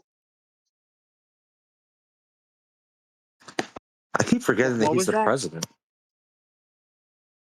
I said people really hate him right now. Like the fear and the hysteria over, him pulling that thing where I guess targets can discriminate. I get, the people are in a super uproar, and I'm like, well, I want to wait a little while, to let the dust settle, the emotions clear. I don't even. All this stuff is a dog and pony show anyway. But in my mind, I thought, well, I most certainly wouldn't want to force a racist to allow me to work. In my opinion, that's just, And then, do I really care if Target wants, their workers to look a certain way? I don't know if I really care, because it's a slave job anyway. We be fighting for slave stuff. I don't know. Black people hear me saying that, they'd be like, "What? Oh, he's rolling us back." I don't. Listen to this. I'm going to tell you how stupid people are. There's an actor that goes on TikTok. I forgot who it was, but my wife showed it to me. And she's claiming that he says, because of Trump, I want to pay taxes. I made a lot of money this year. But because I made so much money, I don't have to pay any taxes. You freaking moron. You are still under Biden right now. Trump's fiscal year does not end until the end of December of this year. So whatever taxes you're paying now, buddy, that's the Biden system. And they know this, but they just want to put it out there to deceive people. Look how bad he is. Okay, then. I'm glad we got that off our chest. Wait a minute. What? Important stuff. Well, if you're doing your taxes right now, Trump has nothing to do with that. That's the fiscal year of Biden and Harris. All right? So whatever tax bracket you fall under now, whatever you're paying in, that's the old system. That's got to finish out, and it does when everybody does their taxes. You start working January 1st.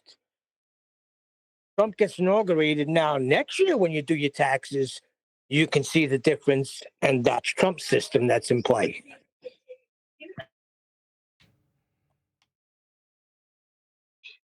Well,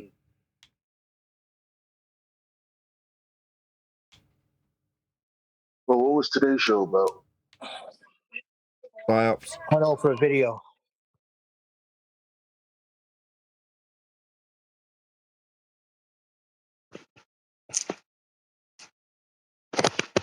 Chase You know how Hughes. they're doing all the oh, sorry. I'm just telling him what we were covering today. Chase Hughes, Psyops.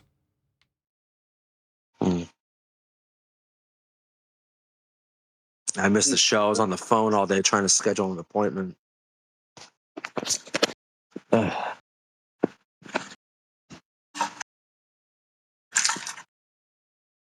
I ask why the Empire State Building was lit up in green? Made him money.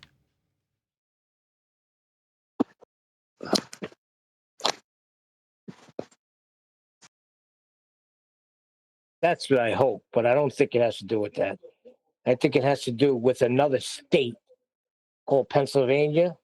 Their Philadelphia Eagles are going to the Super Bowl, so we light up our freaking most prestigious building to represent them. There's something wrong here.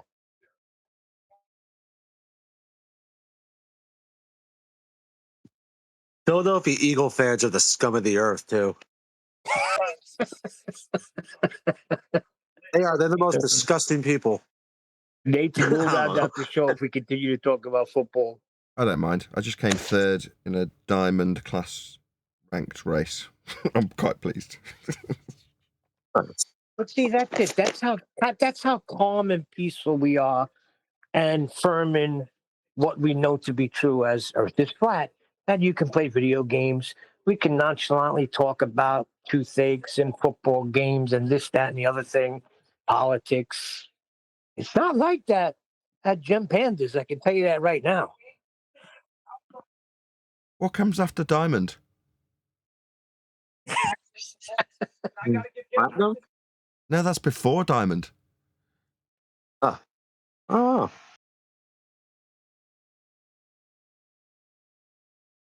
Maybe that's it. Maybe that's the highest rank. My brother just opened the door and said he's doing a video. Be quiet.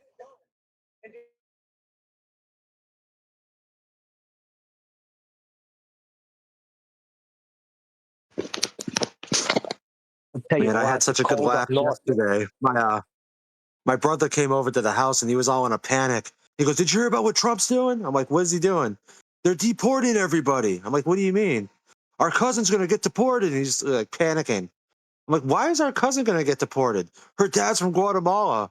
And I'm sitting there, I'm like, "Dude, she was born in the hospital and her mom's a United States citizen. What are you talking about?" Like, she was on the phone all freaking out thinking she's going to get she's like 15 and she thought she was going to get deported. I'm like, "Oh my God, it doesn't work that way." Like, you're an American citizen, chill. Did you see what they're showing you on the news? The people that are being deported, like Adam says, all freaking young men, militant, freaking looking men. All right, they were brought in here for a reason. So let Trump clean house. My family had to come it was just, illegally. but I mean, my cousin is my cousin. She's American, like she's white and born in the United States, and she just happened to have a baby with a Guatemalan guy. Like, that doesn't make you automatically on the list. Well, they're trying to knock out that birthright thing that if you're born here, the parents immediately have My cousin's an American-born citizen, and my other cousin was born here. Like, they're not. There's oh my God, it was just so ridiculous how freaked out they were. But that's what they're trying to do. They're trying to make everybody in a panic, and that's not what's going on. They know what they're doing. They are in control. It's like if I was just trust the process. No, but it's like if I was a female and I go to Mexico on a vacation and I meet and I get pregnant, come back, have a baby, and then then all of a sudden Trump tries to deport that baby. Like, that's not how it works. That's how the Democrats or Democrats will make you believe.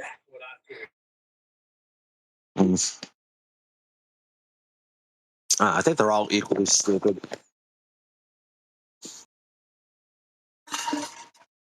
All players in a play. All the world's a stage. They just got the main parts. We're just pieces in the background that they place in various different positions.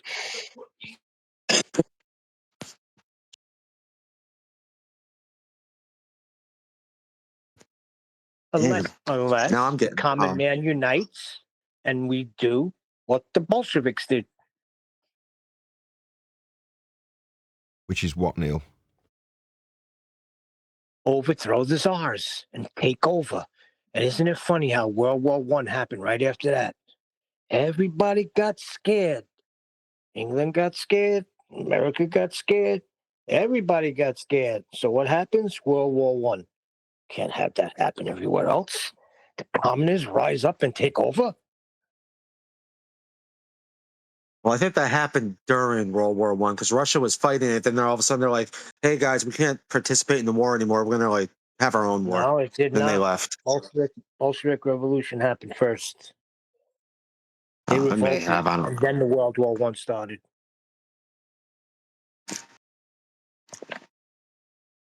I just know the whole World War I was Serbia's fault because of that guy that shot that German guy in Belgrade or some shit. I mean, Franz Ferdinand, if you believe that bullshit. Yeah. And the guy's Yeah, name was the one that that's what shot they it put was out there. Constantine Prince. Go on then, explain to me how that started a war. I've heard the story. We get the story. Most people have heard the story, right? The wrong turn of the car, all that stuff. But why did that start a war? Well, they didn't. That's what they used. I used to know too, but I pushed all that information out of my brain. You just remember the wrong turn in the car and the guy getting assassinated by pure chance from a guy who tried and failed. Just happened to come straight into his back. Yeah. Okay. And that started a war. Okay. Great story, bro.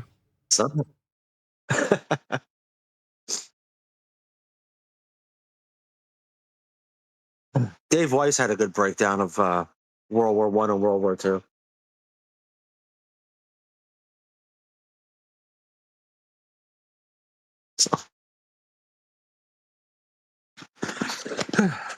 Well, it's kind of cool. Jaren's officially a Glober now. Oh, why? What's changed? I've been saying that. You got to hear his Friday night thing. He is a full-fledged Glober going against Flat Earth. He said Flat Earth is impossible. The globe's the only thing that makes sense. Cha-ching. Netflix miniseries. Cha-ching.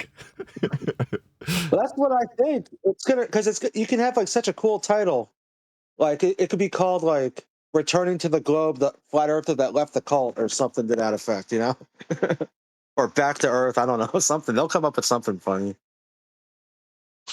I need to get down to the really important stuff and find out how Earth is like a KFC. 'Cause that's the really important stuff. So he really said that to a black guy. That's funny. I haven't heard it myself, but that's what I'm going with till I can concur otherwise. Yeah, he did say that. He for sure said that. Just wow. Look, it was probably a perfectly legit comparison. It doesn't automatically mean he was taking the piss out of black people's love of KFC. Yeah, true. Aside from just the KFC point in relation to black people liking chicken, 'cause everybody likes chicken. What the hell are you doing explaining the earth like a bucket of chicken anyway? None of us know that's the point, isn't it? We've got to hold judgment. It might be a really good example. Sorry, I'm struggling to say it without laughing. Okay, so there's the bucket of chicken. You have the borders, which is the bucket. Then you have chicken in there. You have the gravy in there. You have everything in there, like on Earth. That's the context. Chicken. Well, yeah, but when you get that bucket of chicken from KFC, it has that flat lid that goes on the top that you got to take off. So maybe that's the Earth, and then I don't know.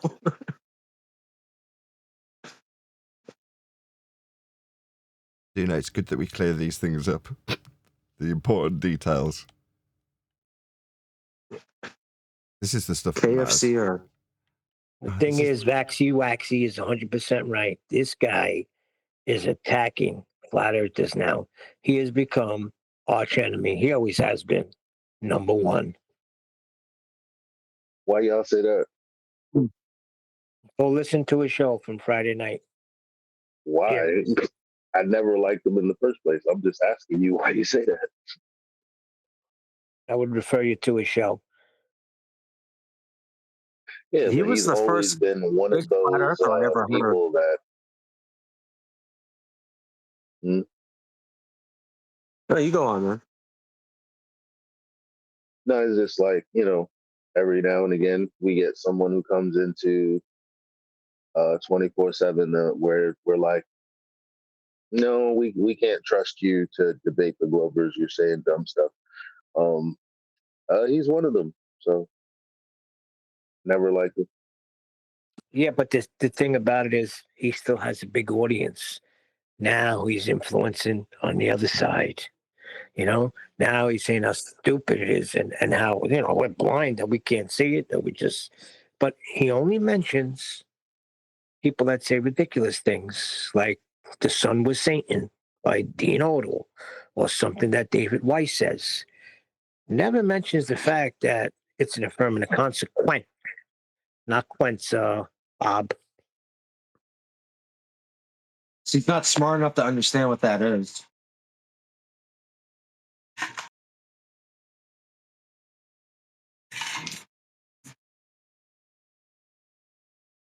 You really think he can't comprehend that? Huey says the same thing. He's just an idiot. But I don't know. I think it's deeper than that. You can't tell me the way Nathan breaks it down that Jaron Campanella cannot put that together and realize what's going on. I don't think he's too intelligent, to be honest. I mean, he was a CVS manager that watched some conspiracy videos and then started a YouTube channel. I mean, I don't know. I think he is kind of a dummy.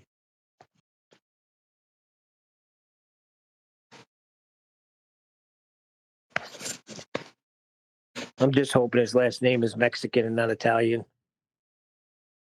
Oh no, he's Italian. Oh God, no.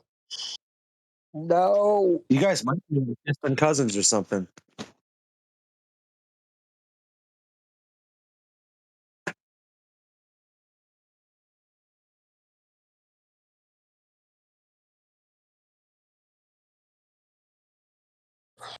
I would say we should review it, but I don't want to give him any airtime.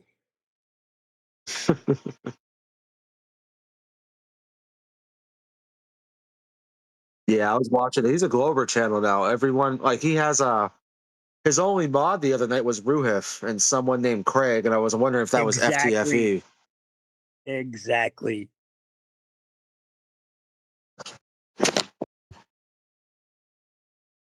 I didn't even see Karen B over there anymore.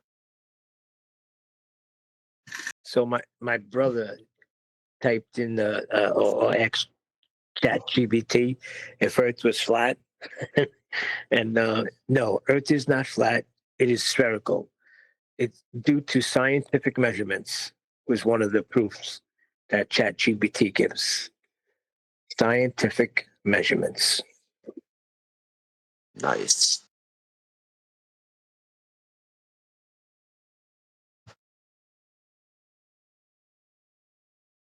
I got Gemini to detail how an elevation angle could have a baseline that's thousands of miles in length without curving.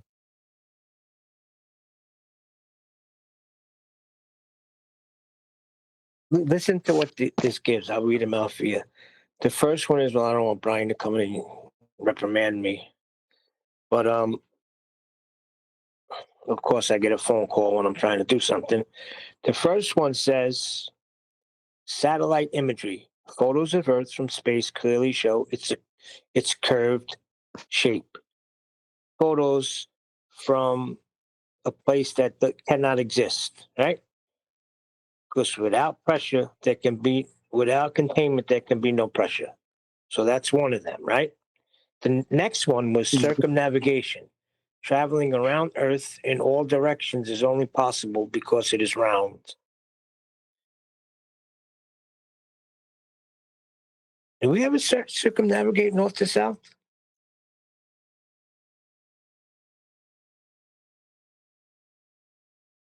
I don't. Not by a credible person. I learned that from Jaron. The next one is gravity measurements. Variations in gravity around the planet align with the shape of an oblate spheroid. What's gravity? I thought it was a concept in the mind's eye of Einstein, the bending of space-time. And the last one says Eratosthenes' experiment. Over 2,000 years ago, Eratosthenes measured the Earth's circumference using shadows at different locations. So he measured Earth flat. Right? But that's what you get from ChatGPT.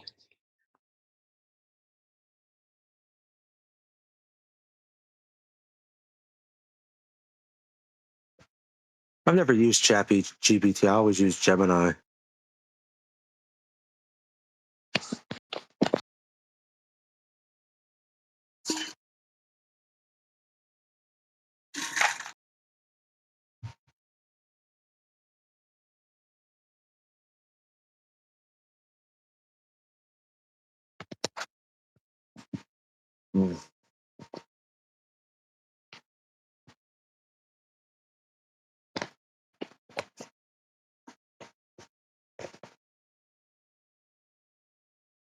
Alrighty, this is where we round out. Nobody's talking. Yeah, I got nothing to say. A huge, massive, enormous thank you to both Discord and G Plus panels for making today's after show possible. And of course, a massive thank you to all of you for liking, commenting, sharing, subscribing, joining as a Nathan Oakley 1980 channel member, and all that good stuff. I've been Nathan Oakley, and I will see you all in the next video.